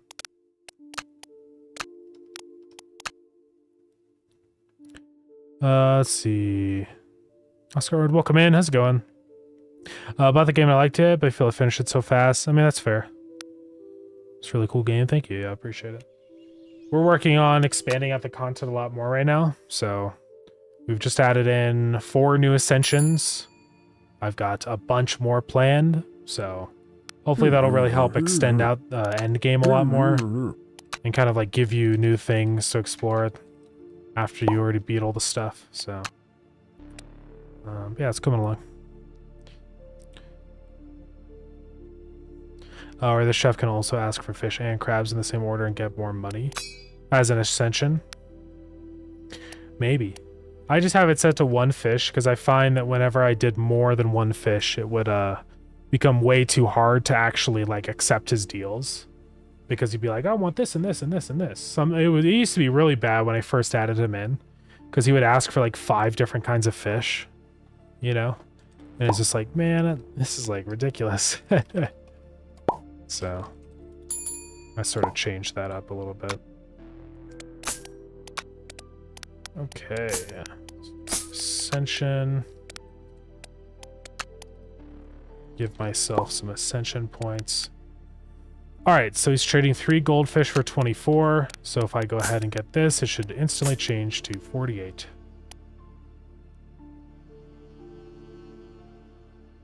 That doesn't seem right.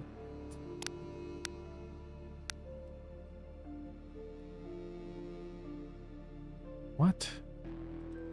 Let me go double check this.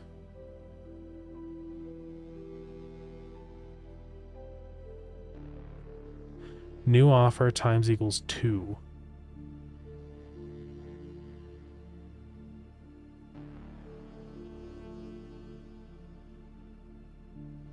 I should do that before I seal it, just in case.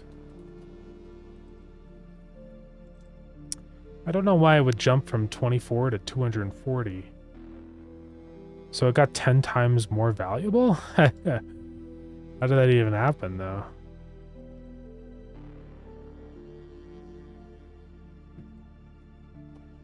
I have to say seal F on this? Maybe.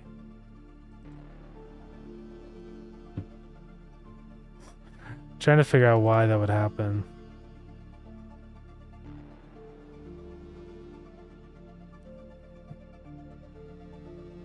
It's so weird.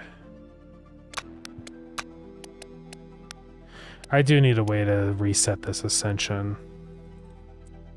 Let's add it in this command. I'll figure it out. So I have like a global...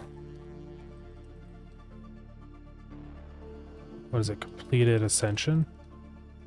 Can I just say complete ascension.clear? Screw it. We'll try it. I won't get my points refunded though. That's like the thing. It'll like corrupt it. But let's see what happens.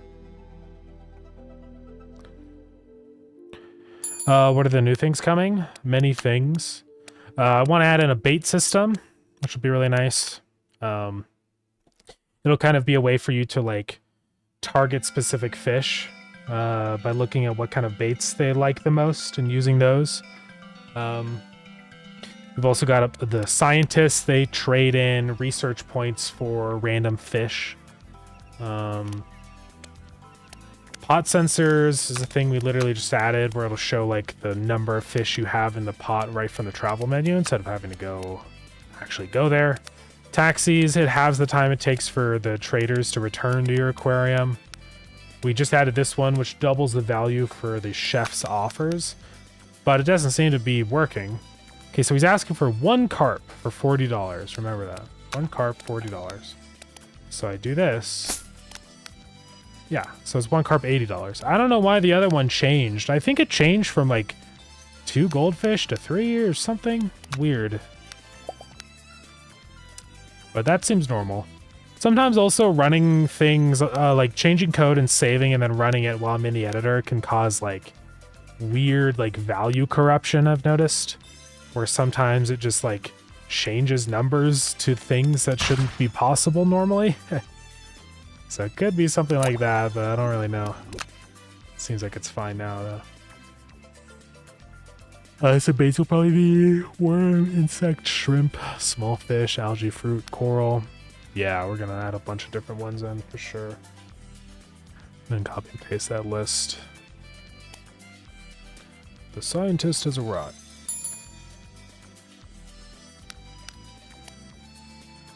Yeah, I'll take that deal. I feel we also need more tanks for all the fish.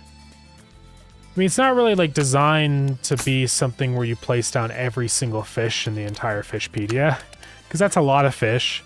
And I'm probably going to add in way more fish anyways, so it's going to get to the point right away where it's not possible anymore.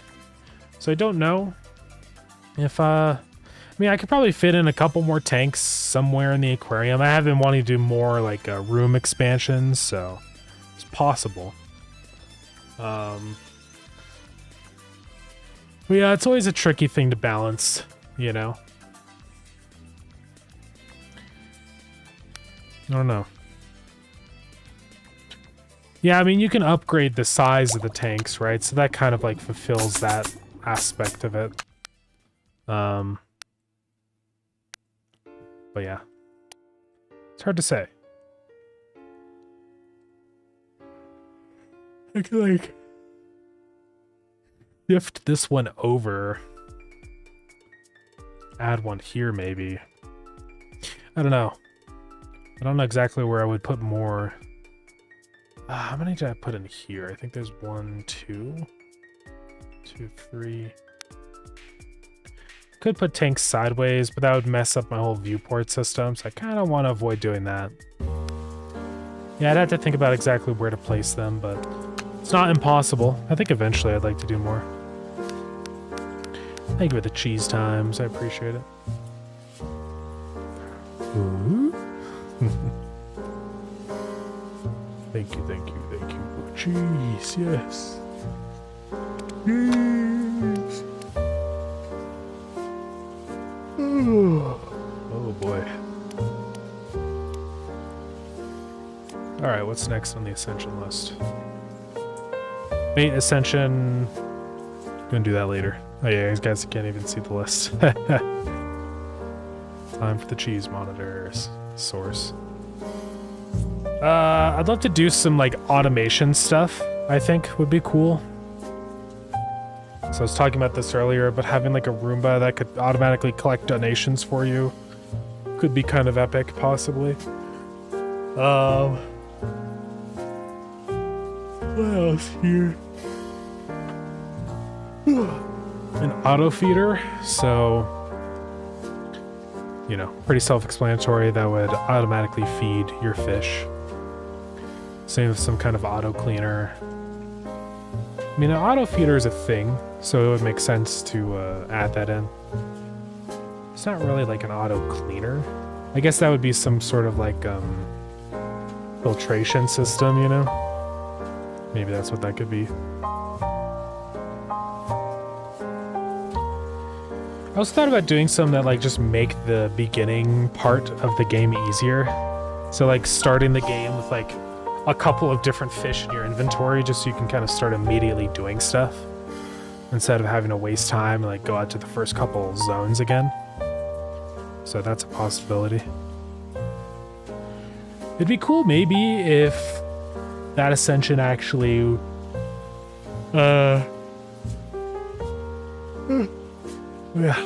added a chance for you to keep some of the fish from your inventory. So that would be pretty crazy.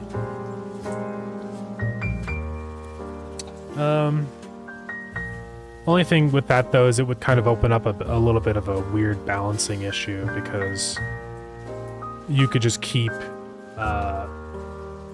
you could just put like 10 super crazy insane fish in your inventory, then when you ascend again you basically go back to where you were in like 10 seconds. You know what I mean? So it's hard to say. See, this is the thing that's like why I always say design is the hardest part, because like there's so many factors that you have to think about. It's really complicated. Hey, Duck Enterprise. I said that right? Thank you for the follow. Man, this cheese time is going on forever. Yeah, I don't know. It's really hard to say.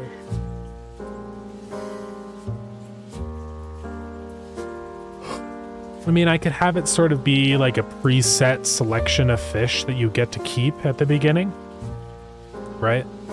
Then we wouldn't have to worry about like balancing issues with having super high level fish. Oh, it's over finally. So that's one option. No, please. Man, I am really tired. Just like these past couple minutes, I've been getting hit with a massive wave of sleep.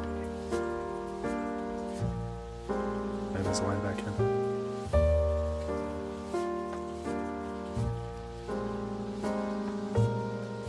Too much, I know. Never going hungry playing cheese? Yeah, that's true.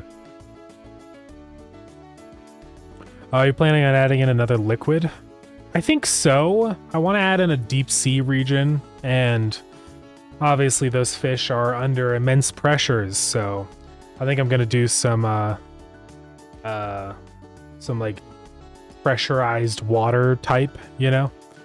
I think it's gonna be the play. Yeah, I think that'd probably be good. Now, I guess the only thing with that, though, is, like, am I going to be adding in multiple regions of pressurized water? This is the problem. That's why it's fine with freshwater and saltwater, because there's going to be, like, a bunch of regions with that liquid type. But if it's just one region with that liquid type, it feels a little, like, unfair, maybe. It's hard to say.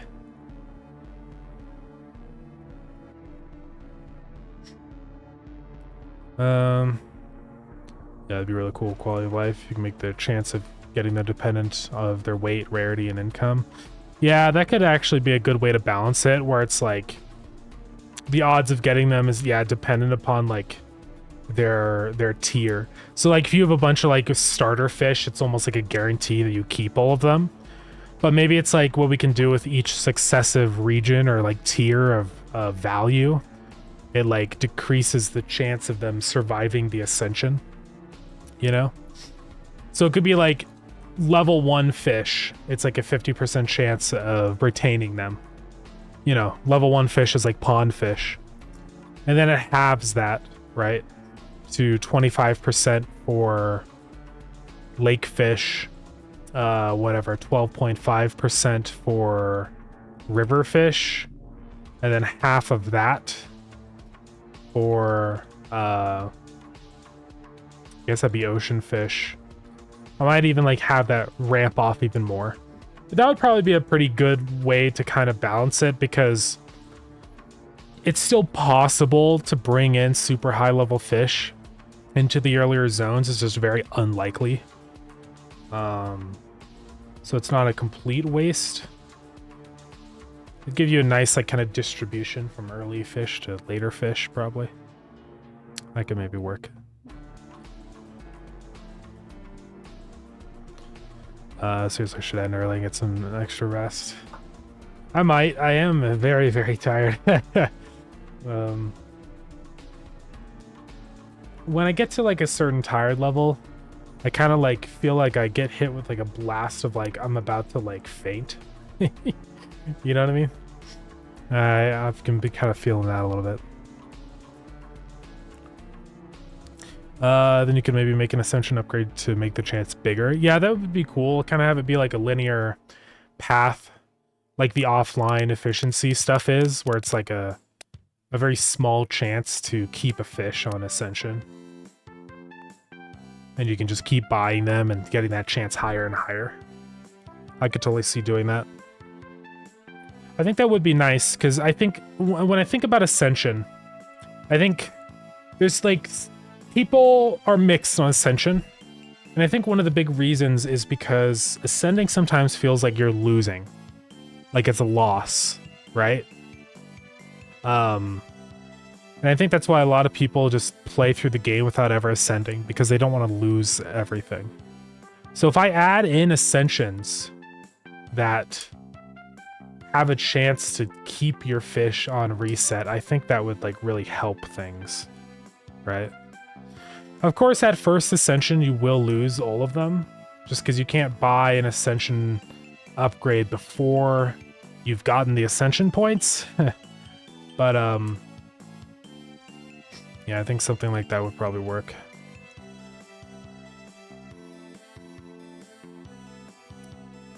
I think minigames should be harder for legendary fish or rare fish. Yeah. I do want to do that. A lot of the minigames I've been kind of working on like adding in ways to adjust their difficulty. So for example, if like the Dead by Daylight generator minigame, let me buy some upgrades so this doesn't take 1,000 years. Equipment. So there are ways for me to modify the difficulty. I think I would like to do that. And maybe even a rod upgrade to make the minigames easier. So like this one is really easy for me to make harder. I can just make this fish move faster. I don't want to make this one too much harder, because I think a lot of people already feel like it's the hardest one by far. So I gotta be careful with that one.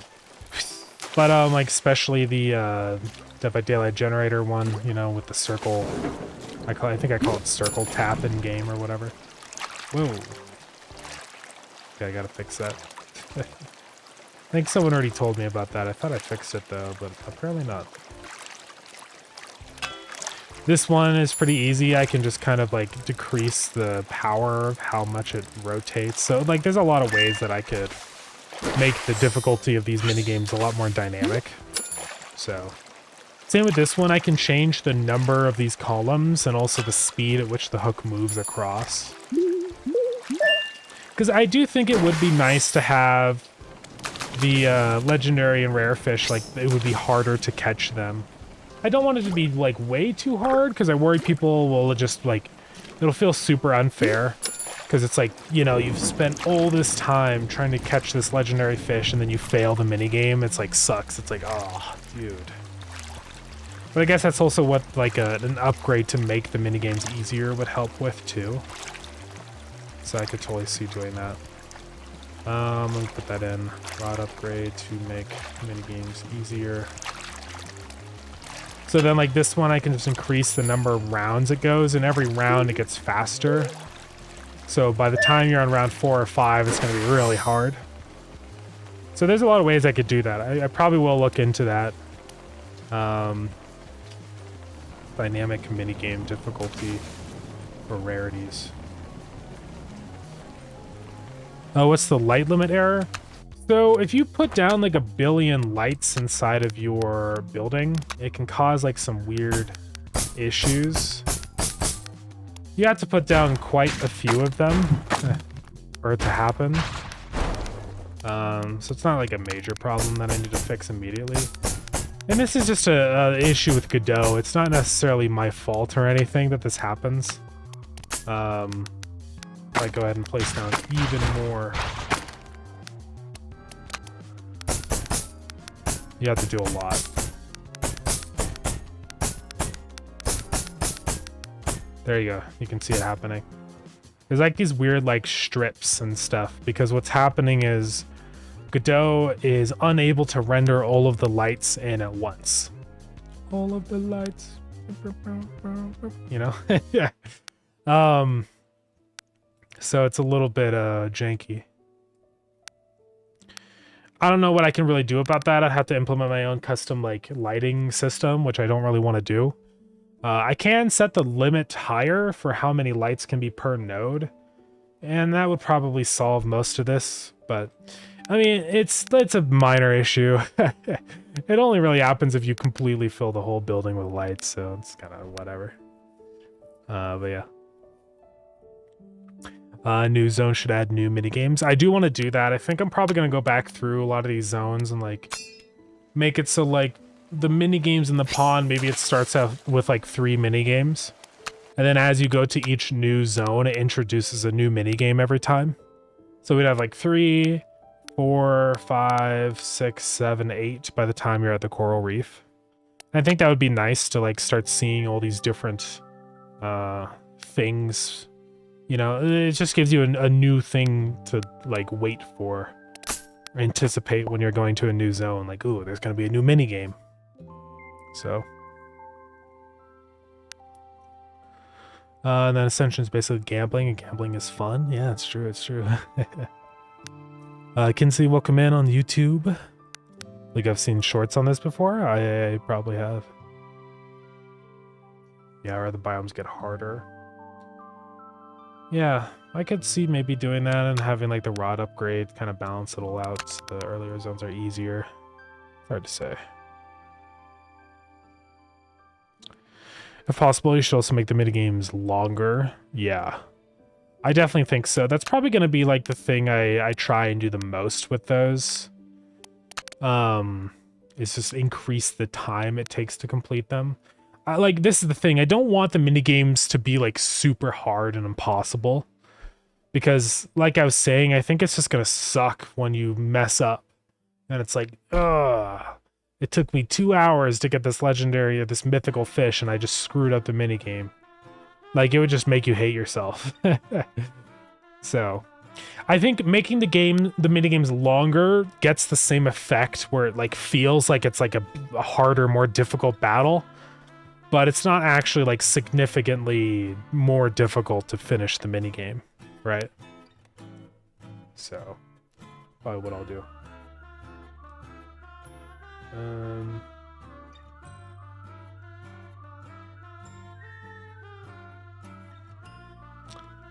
Let's see.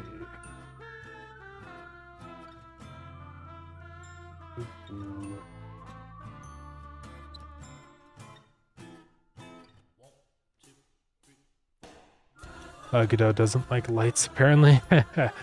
I guess so. I don't know why this is like an issue with Godot. It's kind of weird. I guess I know they are working on a deferred light renderer, I think. And that would allow them to have like unlimited number of lights, right? High capacity lighting benefits. So, and it would also be very good for performance too. I don't know if they're doing that for 2D rendering though. It might be just strictly for 3D rendering, so I don't really know. But yeah.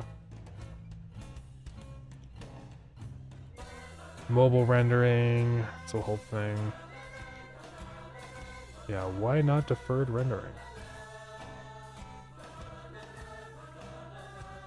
It's less flexible.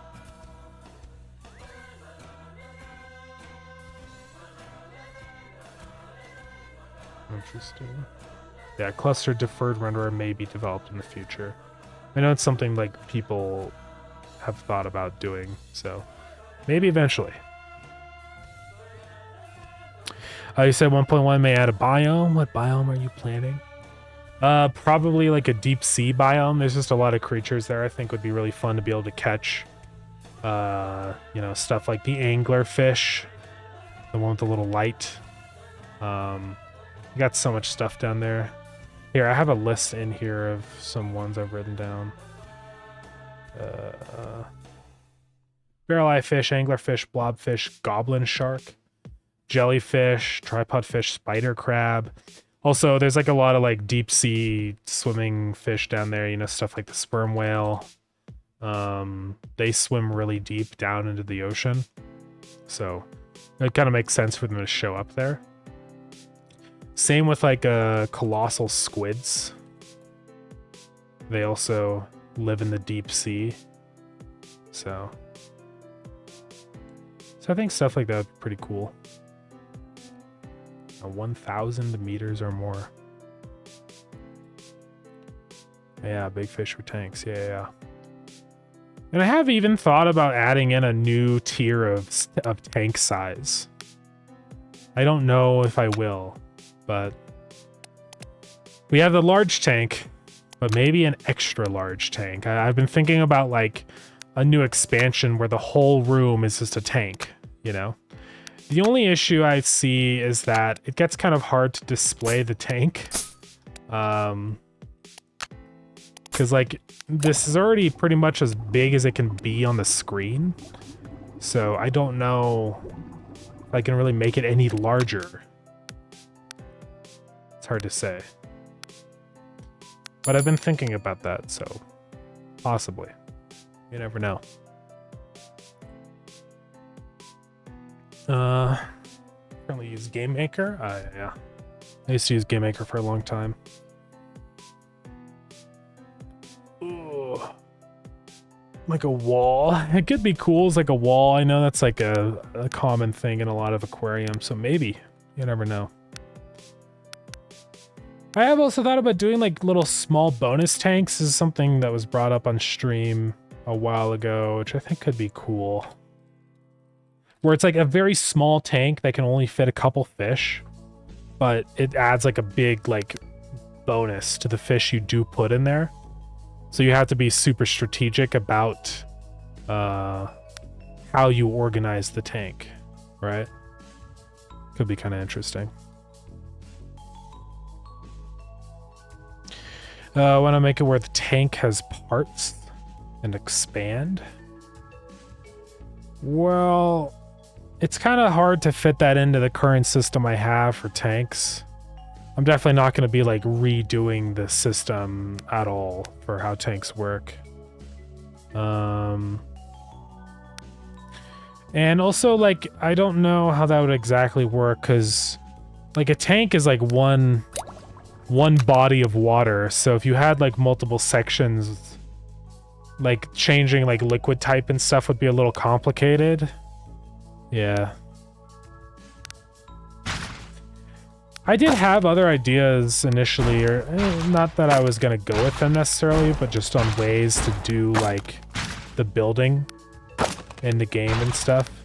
And one of the things I thought about a long time ago is like doing more of like a traditional tycoon kind of thing where instead of it being predefined expansions, you can actually just like place down walls and build your building yourself. But I think I sort of decided I was biting off a little bit more than I could chew. And there's already games that do that, you know? Like Mega Aquarium is that kind of game where you can like design the layout of your building and stuff. And so the thing is I don't want to just like copy that. Whenever I make games, I always want to focus on the things that aren't already being done, you know? Or if something is already done to like the maximum extent that it can be, then there's no point in me trying to like reinvent the wheel and do it again, because it's just going to be worse, right? So I figured it's probably best to just focus on the things this game doesn't do, which is fishing, right? And that's why I kind of went that route. A lot of people suggested a cafe or offices, stuff like that. Yeah, I've thought about doing a food court. There was that one design, like layout I had of the building that did actually have a food court in it. I wouldn't be like completely opposed to something like that. People have talked about like the ability to like put fish into the food court, you know, to make money. People really like that concept, and I wonder if it's just because of like Dave the Diver or whatever. I think you do that in that game, where you sell your fish for food. I don't know if that makes sense for a public aquarium. I don't know if it needs to make sense, though I could see somebody leaving a negative review about that. I can't be too worried about it, though. Maybe. Food court is one of those things where it's like a possibility. It's in the cards. But I don't know if I will. You can add some of the more stereotypical ocean fish, like, oh yeah, the marlin, sailfish, stingray, sawfish. Yeah, I think I definitely will. With each update, my kind of like goal with adding a new fish is going back and throwing one into every region. You know? I think it would be nice. Just kind of start building up our collection of fish. Ideally, I'd like to hit 100 fish eventually. I think that's just like a nice number. A good benchmark to hit. Though there is a little bit of a problem currently with Lured In, which is that... So let's say that you catch like 3 common fish from the same region, and they're all the same weight. Then like, what's the point of having different fish in the game, right? I think this is sort of the problem. So I need to implement some sort of mechanic that makes having different fish worthwhile or interesting. And I've thought more about doing carrying capacity, like an overpopulation debuff. And I know normally I've said in the past I don't really like to do debuffs and I like to focus on the buffs instead. But I don't know how else I would deal with this. I mean, synergies helps, but I think what I kind of want to do is like set like a limit. So if you have more than 5 of the same fish inside of one tank, then it makes all of them make less money. Because I just think you get to a point where you just stack a tank with all the same fish and it just kind of like becomes not interesting anymore. So I'm gonna have to figure that out. I think fishing terrariums in a food court would be cool. Terrariums. That's one like kind of thing I don't know if I'm gonna be exploring is like creatures that are not actually aquatic. Stuff like frogs and things like that. I don't know if I actually want to do that because it's just kind of a whole nother can of worms. Like how would you even catch those kinds of creatures and stuff like that? It's a little complicated. Oh, you meant with the fish. Oh, aquariums. Okay. Fish traits. Yeah, that's sort of what I've been thinking about too is like... Maybe for the hydrate. I've thought about making it so there are 2 kinds of fish. Where there are predators and there are prey. Right? So what you could kind of do is like, it would be another layer of having to position your fish properly. Because you'd have to be like, oh, okay, if I put this guy in here, then I can't put this guy here. It would just make that fish placement process a lot more interesting before you hit synergies. It would also make synergies more interesting too, I feel like. So I'm thinking about that possibly. We'll see. Maybe also bonus for getting money for discovering all the fish of a zone. Oh yeah. Yeah, that'd be a nice little motivator to like make actually filling out the Fishpedia worthwhile, you know? Bonus to all fish of a region for finding them all in the Fishpedia. Yeah, that'd be cool. Any plans to let us keep our fish upon ascension? We are actually probably going to work on an ascension for that. So I think the way it's going to work is that it kind of like introduces a chance for fish in your inventory to survive ascension. right? And initially it would start off very low percent, but I think the more of those ascension upgrades you buy, the higher the chance gets for them to survive. I think it could be kind of cool. So yeah, I'm thinking about that. I'd say maybe give a buff for no duplicates, neutral for 2 and 3, same, and debuffs for the rest. Yeah. Yeah, that could work. I love the dog, but I don't want to name it. Yeah. That's fair. I can throw it on. Name the dog. Buffs. Variety and overpopulation, but buffs / debuffs. I'll flesh that out more another time. What is Ascension? So when you ascend and lure in, it resets all your fish and your cash and stuff like that. And then you start at the beginning of the game again, but you have Ascension points that you can spend on upgrades in here. So you can buy like this that doubles the sell value of all your fish, or you could buy this stuff to double the power of your researchers. So things like that. Just sort of giving you a bunch of really powerful bonuses to make playing through the game again faster.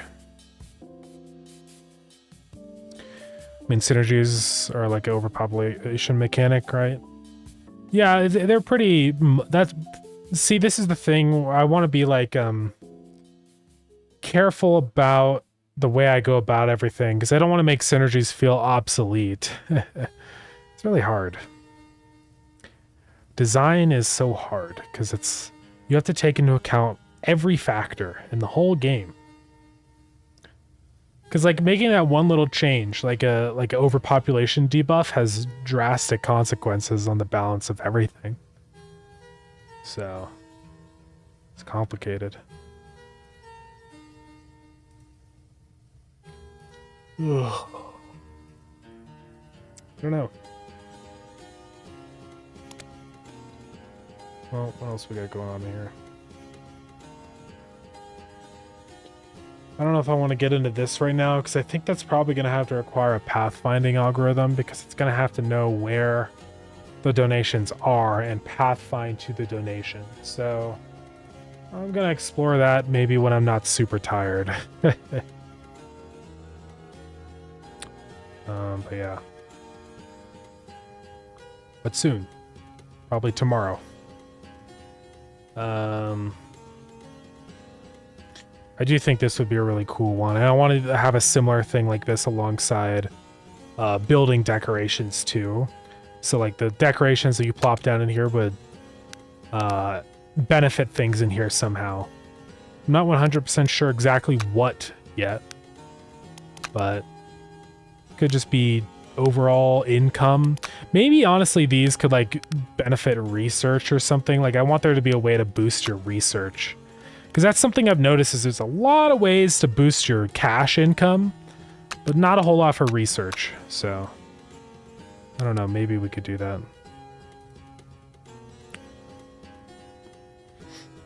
So cool, we'll just go 1.0. You're already doing 1.1? Yeah, I think it's, I think it'll be fun. There's just so much stuff like this I wanted to do for 1.0, but, you know, I just couldn't squeeze it in time, and doing it would mean sacrificing other things I spent my time on for launch, so.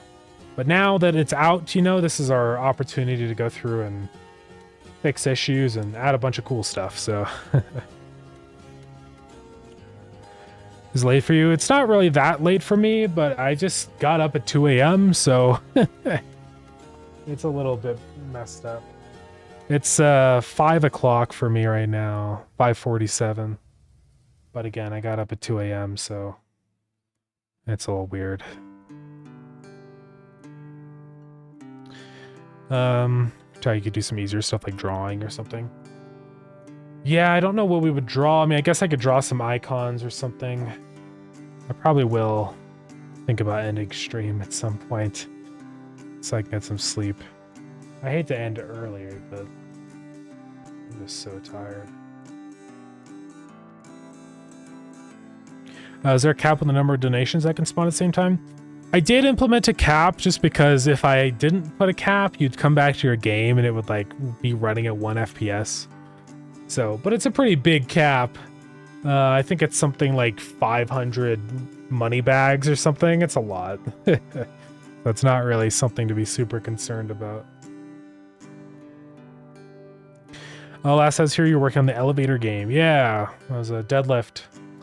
Yeah, that's still going in the background. I still don't know if I'm going to be able to get a demo of that ready for October, because October is not that far away. For anyone that doesn't know, in October there's a Next Fest, right? The October Next Fest. It would be really cool to have the deadlift demo ready for that, but you only get one Next Fest, you know? And if the game is unfinished and problematic in that demo, then that's it. That's the impression everybody gets of the game, so... I don't know. I don't know yet. I have to think about what my plans are going to be for that. Because, see, also at the same time, I want to get Starground finished. Ugh. So it's a whole thing. Yeah, that'll do it. Yes, it will. It's funny you can put the researchers in the store and the tourists in the research area. Just standing confused. I've kind of thought about like making that an intentional behavior. Where maybe when you put them there, they just kind of like have a question mark above their head or something because they're like, what? Where am I? You know? Maybe even like a secret achievement to kind of reinforce it, like this is an intentional thing. So technically it's not intentional, but I can make it intentional. Just because they like they have some code set up for finding where their navigation region is. So am I gonna stop updating the game anytime soon? I mean, I'm gonna focus on like, you know, getting a couple content updates out in the next like month, right? And that'll be kind of like the big activity period of new content. I mean, like if for some reason the game kept selling super well or something after these updates come out, then I'd probably continue working on more updates. Like, not that I would, well, like, so the plan right now is like do a couple content updates, maybe 1.1, 0.2, maybe 0.3, and then I'll probably kind of stop there for a while. I do want to explore a mobile version eventually, but it's a process. So I don't know. It's just hard. It's hard when you get so many projects you gotta juggle all at the same time, you know? It's complicated. Yeah, I don't know. Is there any where I could help out with Starground? Oh, I appreciate it. I don't know. With Starground, it's just sort of like I just gotta get it done, you know? It's just the multiplayer has been a massive nightmare. And like, it's not that the multiplayer itself is like super particularly hard. Like, I can get it done. But it's just a multiplier for everything else in the game, right? Where it's like, okay, if I want to add in a new automation planet to Starground, I've got to make everything work with multiplayer, and it's just annoying. I think a lot of that just stems from sort of the original design that I did on everything for the way I went about doing the networking, you know? I definitely would have like set up more systems to sort of like automate the process for me to make adding in stuff easier to where I'd have to do fewer networking, like manual networking stuff. So, but it was the first time I've ever done multiplayer, so it's kind of whatever.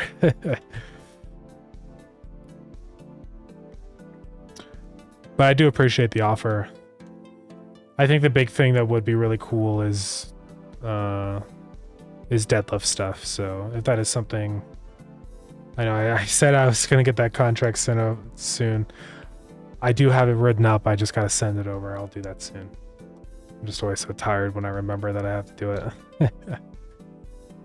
But That would be like the biggest help right now, I think. Starground is just one of those things I just gotta just get finished. I don't want to like dwell on it or expand the game out more than it needs to be, really, you know? So hey, K-Mac, what's up? Welcome in. How are you doing? It's doing super well right now, I think. It's definitely going well. I mean, I think it's already sold a lot better than Starground has, so that's great. I mean, almost better. Obviously, Starground has sold more copies because it's been out for 2 years, and Lurden's been out for 1 week. So, but Starground sold, I think, around 12,000 copies, and Lurden is like over 10,000 now. So, it's pretty good. I think give it another week or two and it'll probably surpass Starground in number of copies.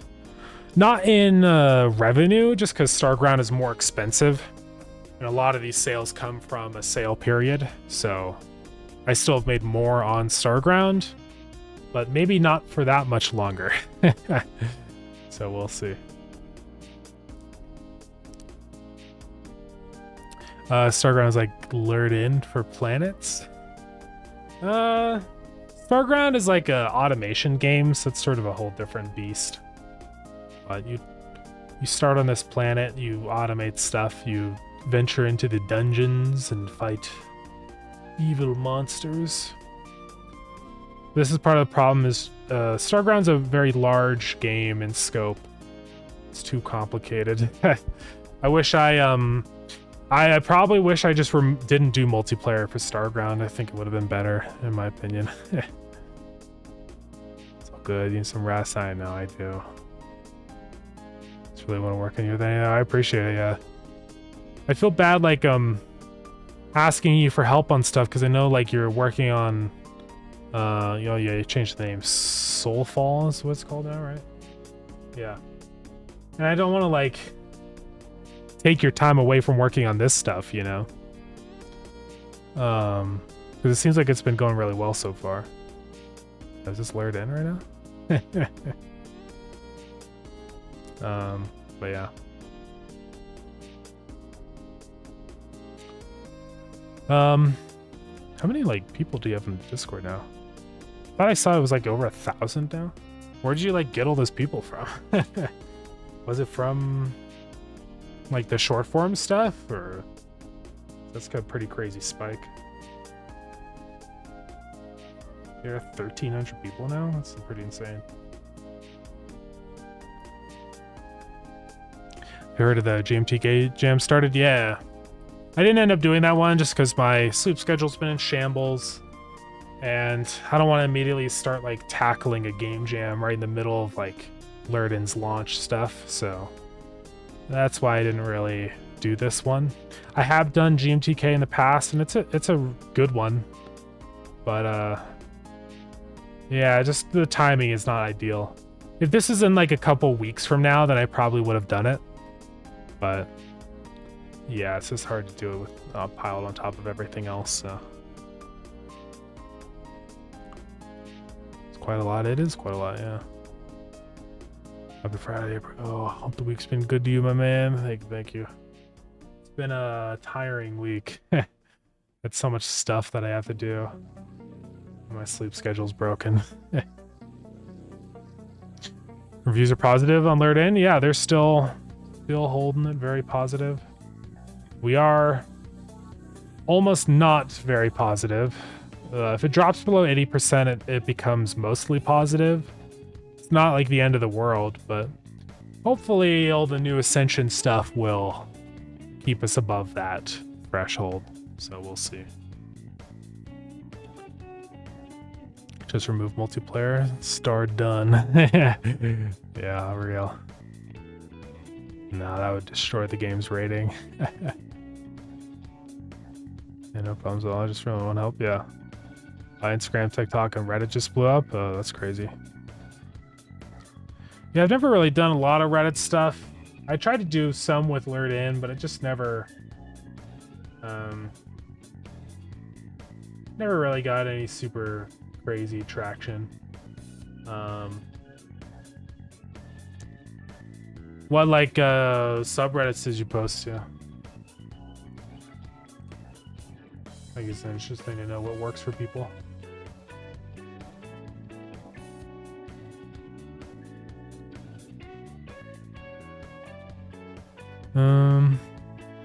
I think I saw lured in on my recommended shorts, so let's go.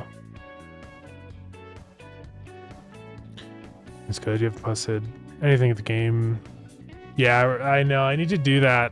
I've been so tired. I haven't managed to make any short form stuff.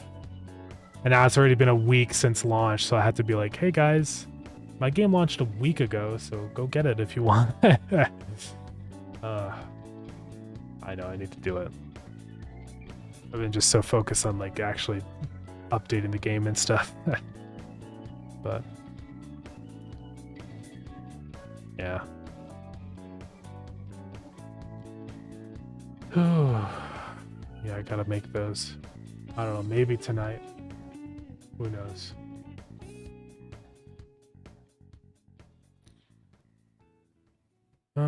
It's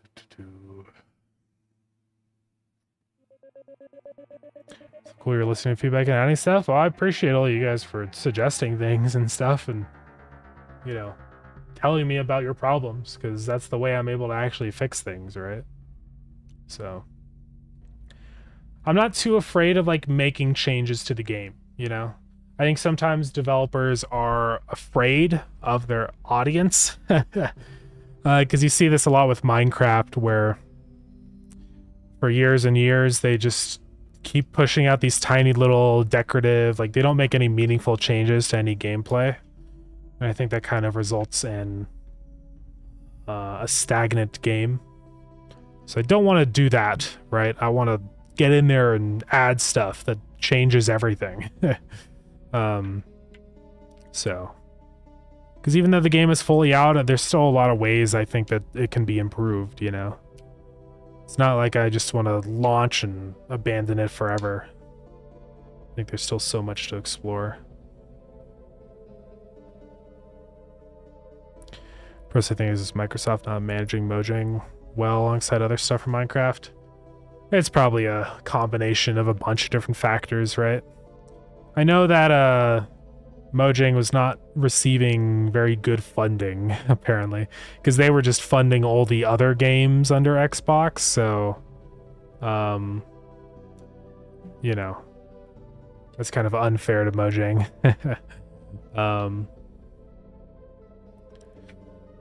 But I think also part of that is, like, the creative direction at Mojang.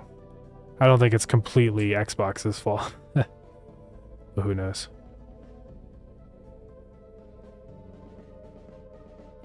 Yeah, I said Mojang had to go through Microsoft for updates, so yeah, probably. I mean, most of the reviews are kind of positive, and the negative ones, it's true, yeah. I think there's a lot of reviews. Luckily, I feel like that could be turned around, probably. You know, with 1.1 launching, I think if I address all the issues with Ascension and stuff and it feeling like it's not worthwhile, and it feeling like the game is too short. You know, we added a new zone and all the different mechanics that comes with the new Ascension research. Ascension unlocks. Maybe some people will change their mind. Who knows? Wonder what Notch is up to these days. Everything and nothing at the same time. You know? Who knows? I saw something recently or whatever where he was like full into AI stuff, and then his next tweet was saying reject AI. So I don't know what's going on. He just like, I don't even know what Notch does. Just sits in his mansion and does nothing. I don't know. He hasn't made any games. I know he was working on some games, but he never finished them. So, I don't know. I don't know what he's doing. Browsing X all day.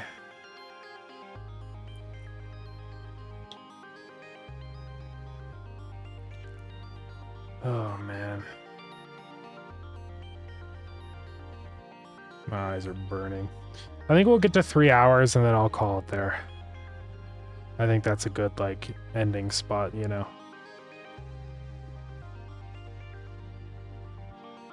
So yeah, man, I am like, oh. Alright.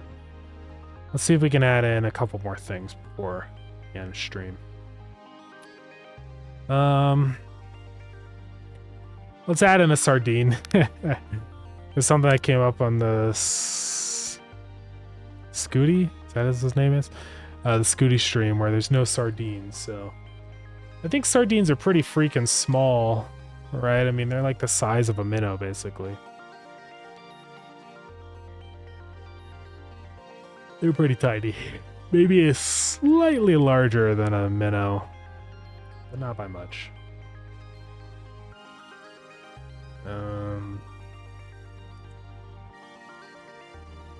So let's go get the minnow here.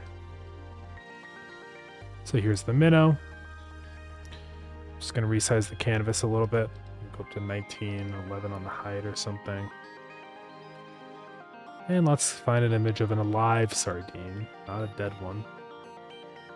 I think this is the typical sardine. The Spanish sardine.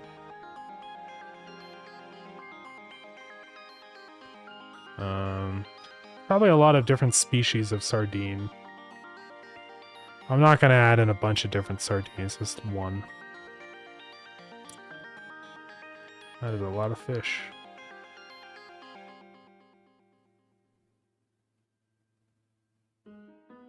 Sardinops. What is Sardinops?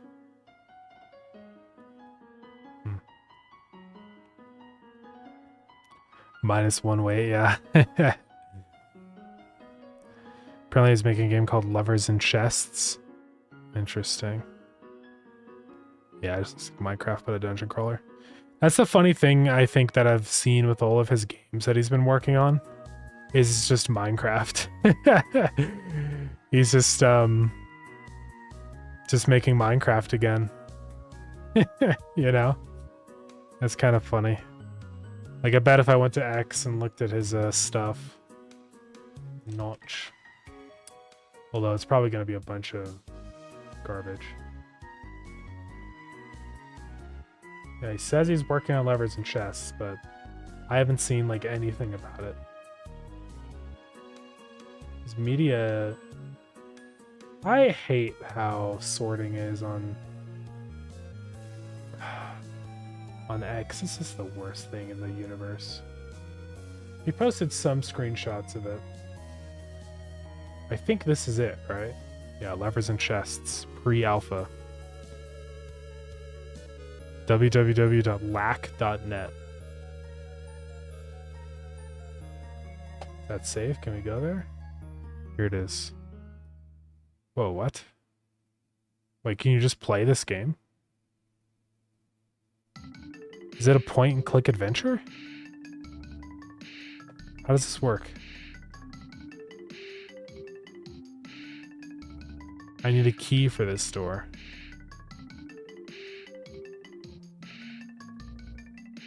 Is there something I can click on?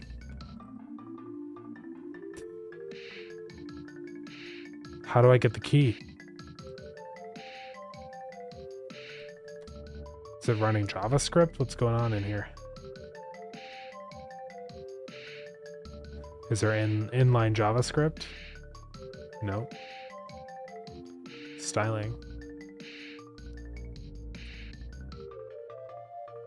I don't think it's actually, like, playable. I don't think there's a way for me to get the key.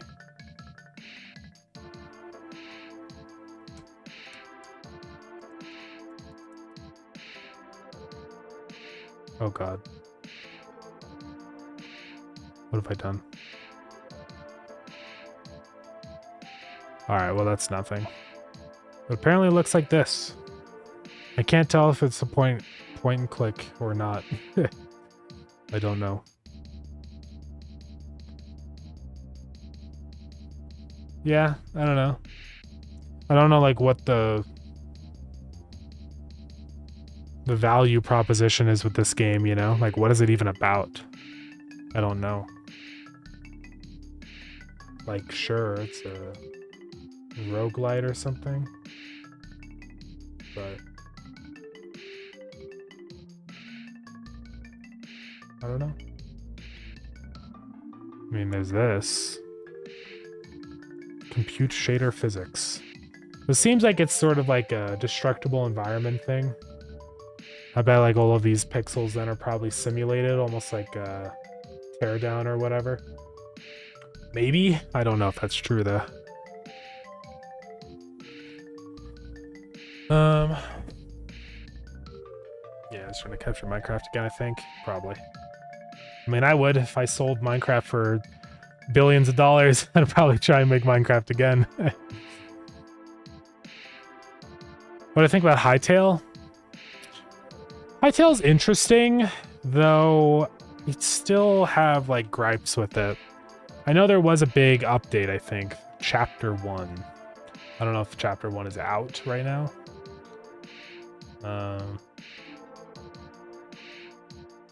I definitely don't think Hytale is like this Minecraft killer like some people said it was, you know? Because there's definitely things I think that are kind of weak in Hytale. Not that it's a bad game or anything. But I felt like just the survival progression was a little off. I mean, they're putting a lot of work into really cool stuff. I know like modding support is going to be crazy. They're even adding like built-in automation systems, which I think that's kind of going to be the moment where I want to go back and try out the game again. I don't know if that's coming for Chapter 1 or not. But, I mean, it's neat.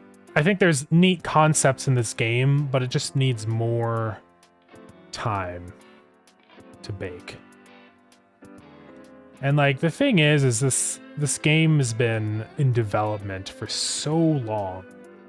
I'm sure there's a lot of like technical debt and stuff that they got to get through, you know, especially since they had to re-buy it back and weren't even like the company that was working on it. I know a lot of the people working on it were the people part of whoever had it before. Was it Rockstar or something? I don't know. Who had it before? I can't remember. But there's a lot of cool stuff in here. I'm just waiting for the automation stuff. Machinima. That's not machines. Unless it's already out. I don't think it is. But yeah, eventually. Hopefully. Yeah, sardine is going to be from the ocean biome. This guy will be pretty easy to draw, I think. What's like the most common, like, is this like a silver sardine or something? Types of sardines. Let's look. Northern anchovy. Smelt. Pacific herring. Pacific sardine. I don't know, I'm just gonna do some little silverfish. Silverfish from Minecraft? Alright, so he's gonna be a tiny guy.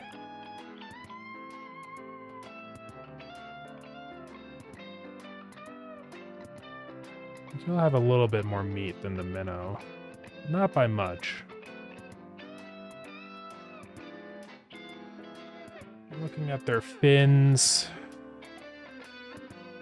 Kind of go out like that.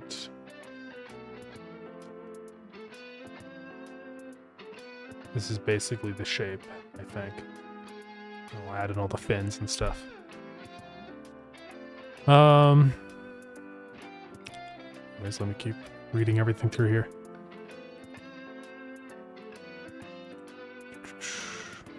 On Sweden, some insane people eat a thing called, oh yeah, surströmming. It's like a fermented fish, right? Pretty insane. I don't think I would ever want to eat that.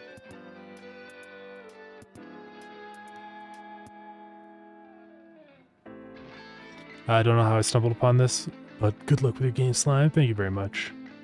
Check out a game called Vintage Story. Yeah, I've played Vintage Story. It's really fun, honestly. You know, in a lot of ways, Vintage Story is kind of like more fun to me than Hytale. I mean, Hytail's cool, don't get me wrong. But, like, there's not a whole lot that they're offering that's, like, unique, if I'm being real, right? But I feel like Vintage Story is. Like, Vintage Story is, like, a fundamentally different experience playing through compared to something like Minecraft and Hytale.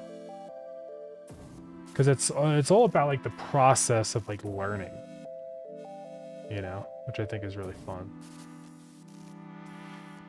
I don't know. I've had a good time with Vintage Story. I need to play more of it, because there's constantly new updates and stuff. Hello, Paper Asher. Welcome back in. How's it going? Just missed that. We're just working on more Ascension upgrades and stuff. We added in this one, increase the chef's, like, offer value. Just adding a little sardine really quick, because that's a fish I feel like should be in the game. And also because I said I was going to add it. This is the stream of Scooty.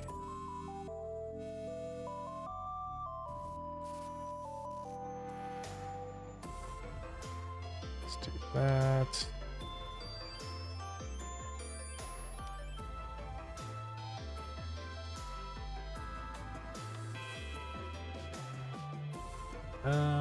Let's see here. He's very small, so it's kind of like hard to do it. I don't know how this will look doing like a opacity like that. We'll have to see. I also almost feel like it should be sort of like this.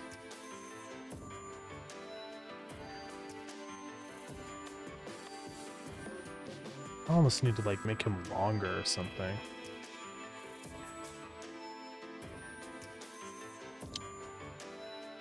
Extend this out a little bit. It's a little bit better.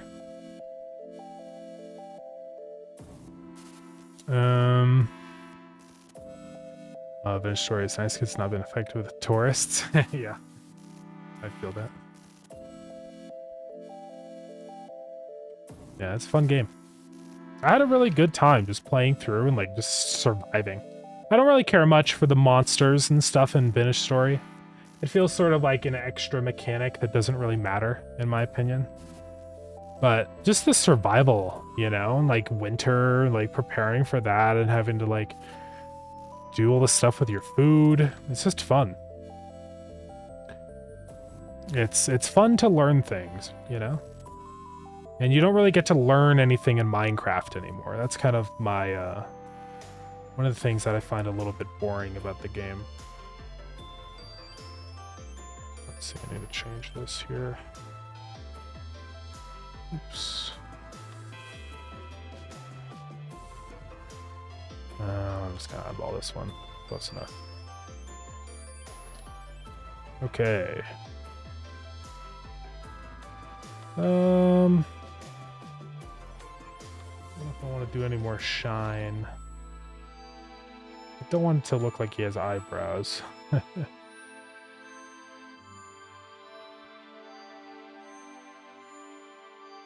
think we're pretty much at our limit here. It can get really hard to like make these guys that are so tiny, you know? I think this is close enough. Just gotta crop it. Call him Sardine. Alright. Let's go add him in.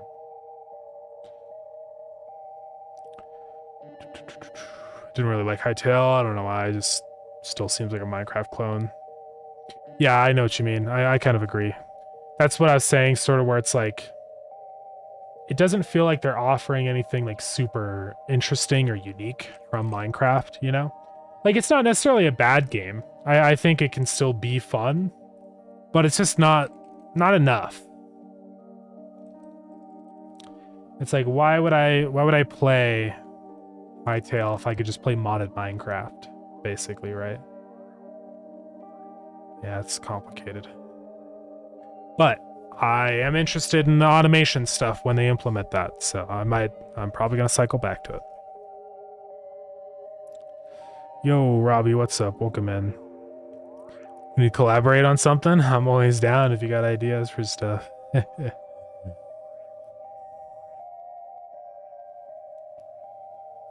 The way this game is made makes it kind of impossible for LARPers to latch onto it. For Vintage Story, yeah. Yeah, it's kind of nice. I actually do like how hard the game is. Normally, I'm not like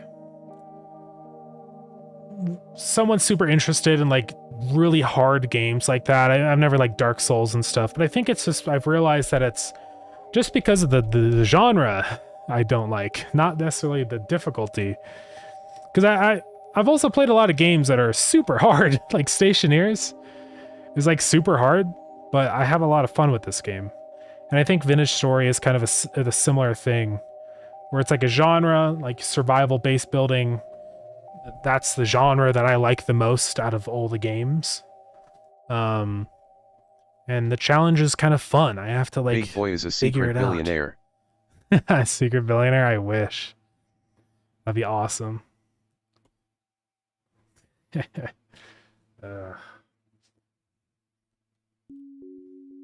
I'd be fine with just being a millionaire, guys.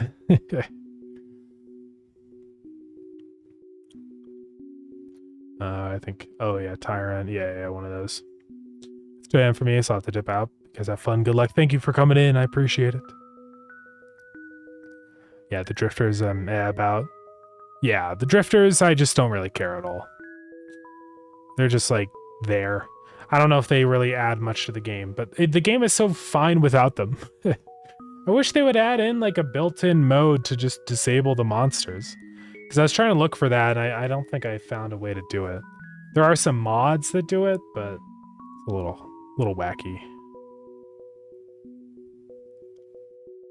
Automation is nice, yeah. I think Vintage Story does difficulty in any way.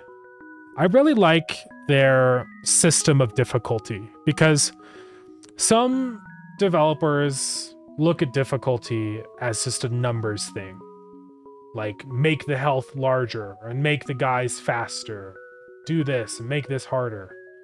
But that's like a bad way to do difficulty. I think one of the things I love so much about Vintage Story is like, the difficulty comes in the form of lacking knowledge, you know? Like, if you know what you're supposed to do, and like where things are, and like how to survive, then it's not that hard of a game. And that's what makes it feel, I think, so fun to play through, is like, it's that process of like building up your knowledge and learning. And it's not just being handed to you. It's not just saying, oh, good job, level up.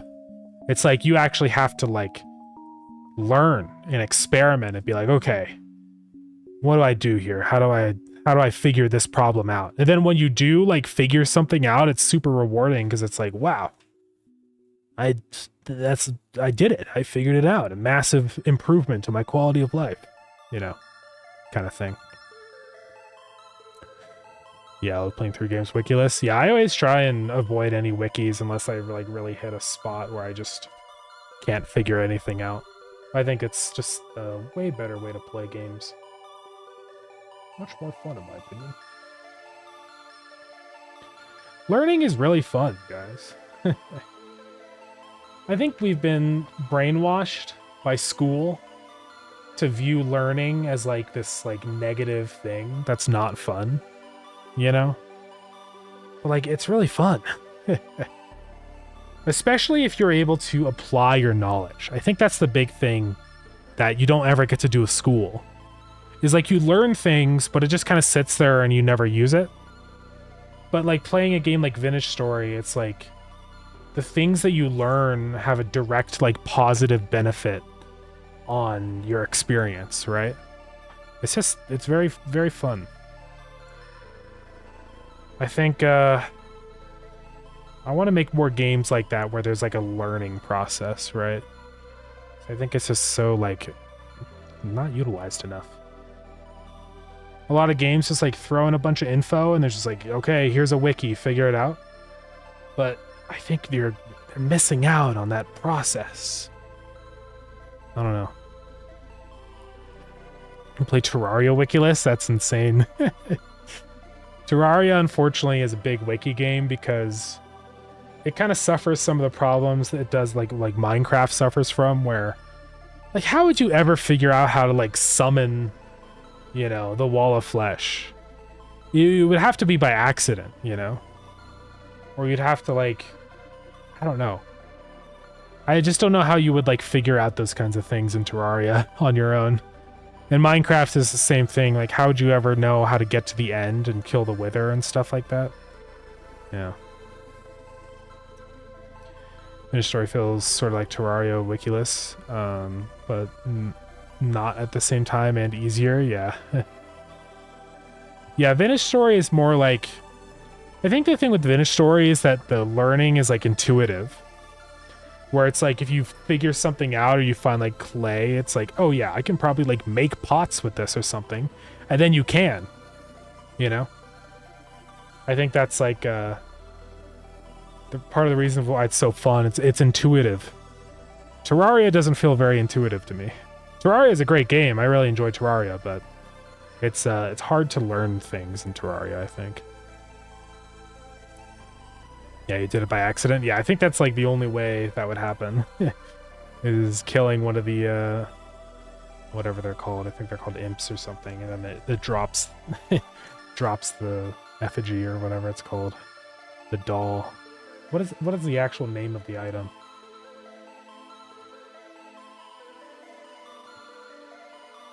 Yeah, the voodoo doll. Okay.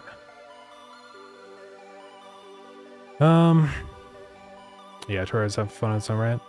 Yeah, for sure. Yeah, I mean, just having a wiki game doesn't always automatically equal bad game, for sure. I mean, I do really love Terraria, but I just wish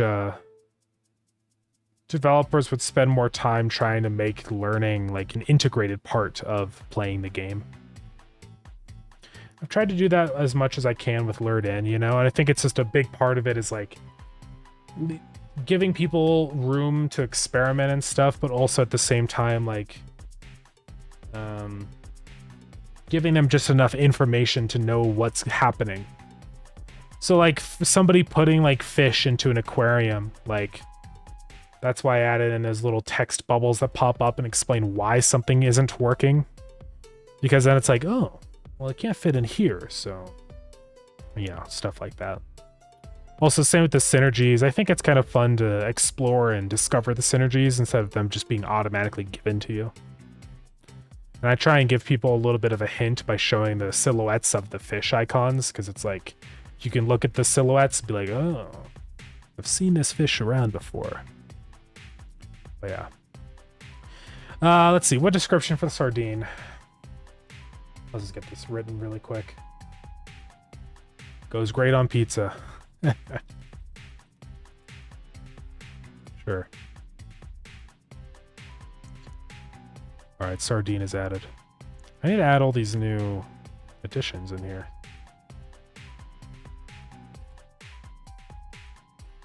Added the sardine. We also added the scientist. We added the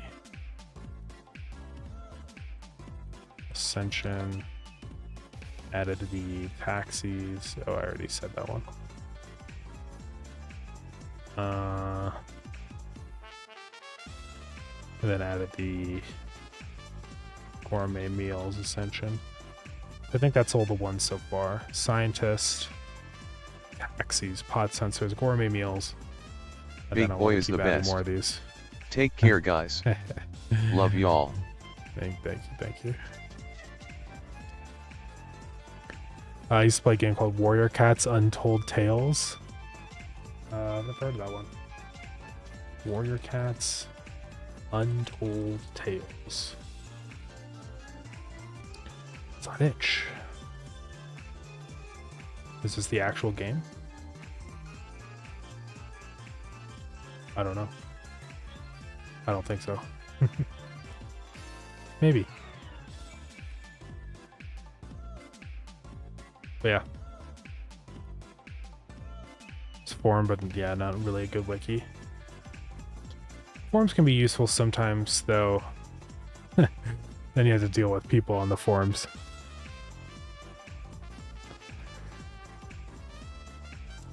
Need to hop off. Great stream. Get some rest. Yeah. I think it's probably about time to end stream. I'm gonna keep working away at these ascensions. It would be crazy if we got all of these done for this update. It's gonna be an insane changelog, like added 15 ascensions. It's like, what? You just doubled the amount of content in the game in like 1 week? But yeah, go find somebody to raid. Oh. Parsing with Chara Wikilist was gearing up pre-max. Oh yeah, that's always really hard. Yeah, you don't really like have no idea about the corruption spreading and stuff. It's not the itch one. Okay, yeah. Yeah, stream just hit 3 hours. Yeah, I think it is time to go to bed. Epic Photon is live. We go right in there. Epic. Oh yeah, there's a bunch of people on actually because of the GMTK, like no mobile.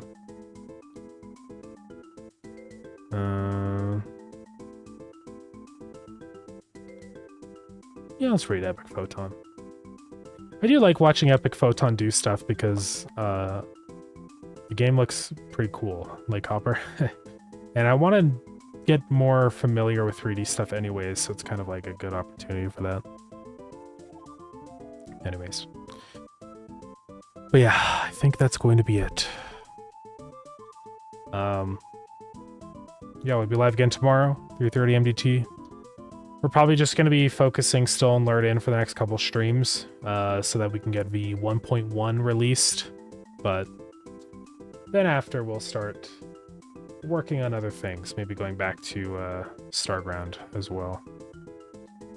But yeah, hopefully all these new Ascensions will be fun. I think it's going to make Endgame feel way more satisfying, because now it's like a significant step up doing the Ascensions. You're going to get like all this quality of life stuff, and it's going to be like, oh, hey, this is actually pretty cool, you know? So yeah. Anyways, we'll be live again tomorrow at 3:30 MDT. Feel free to buy Lured In on Steam. Join the Discord. Yeah, thank you everybody for coming in. I appreciate it. Sorry to end stream a tiny bit early, but yeah, I'm too tired. Okay, bye everybody. Bye-bye. Also, let me know if anyone has more ideas for content stuff for V 1.1. So, I think we got a pretty good list going, but let me know on Discord. So, all right, bye everybody.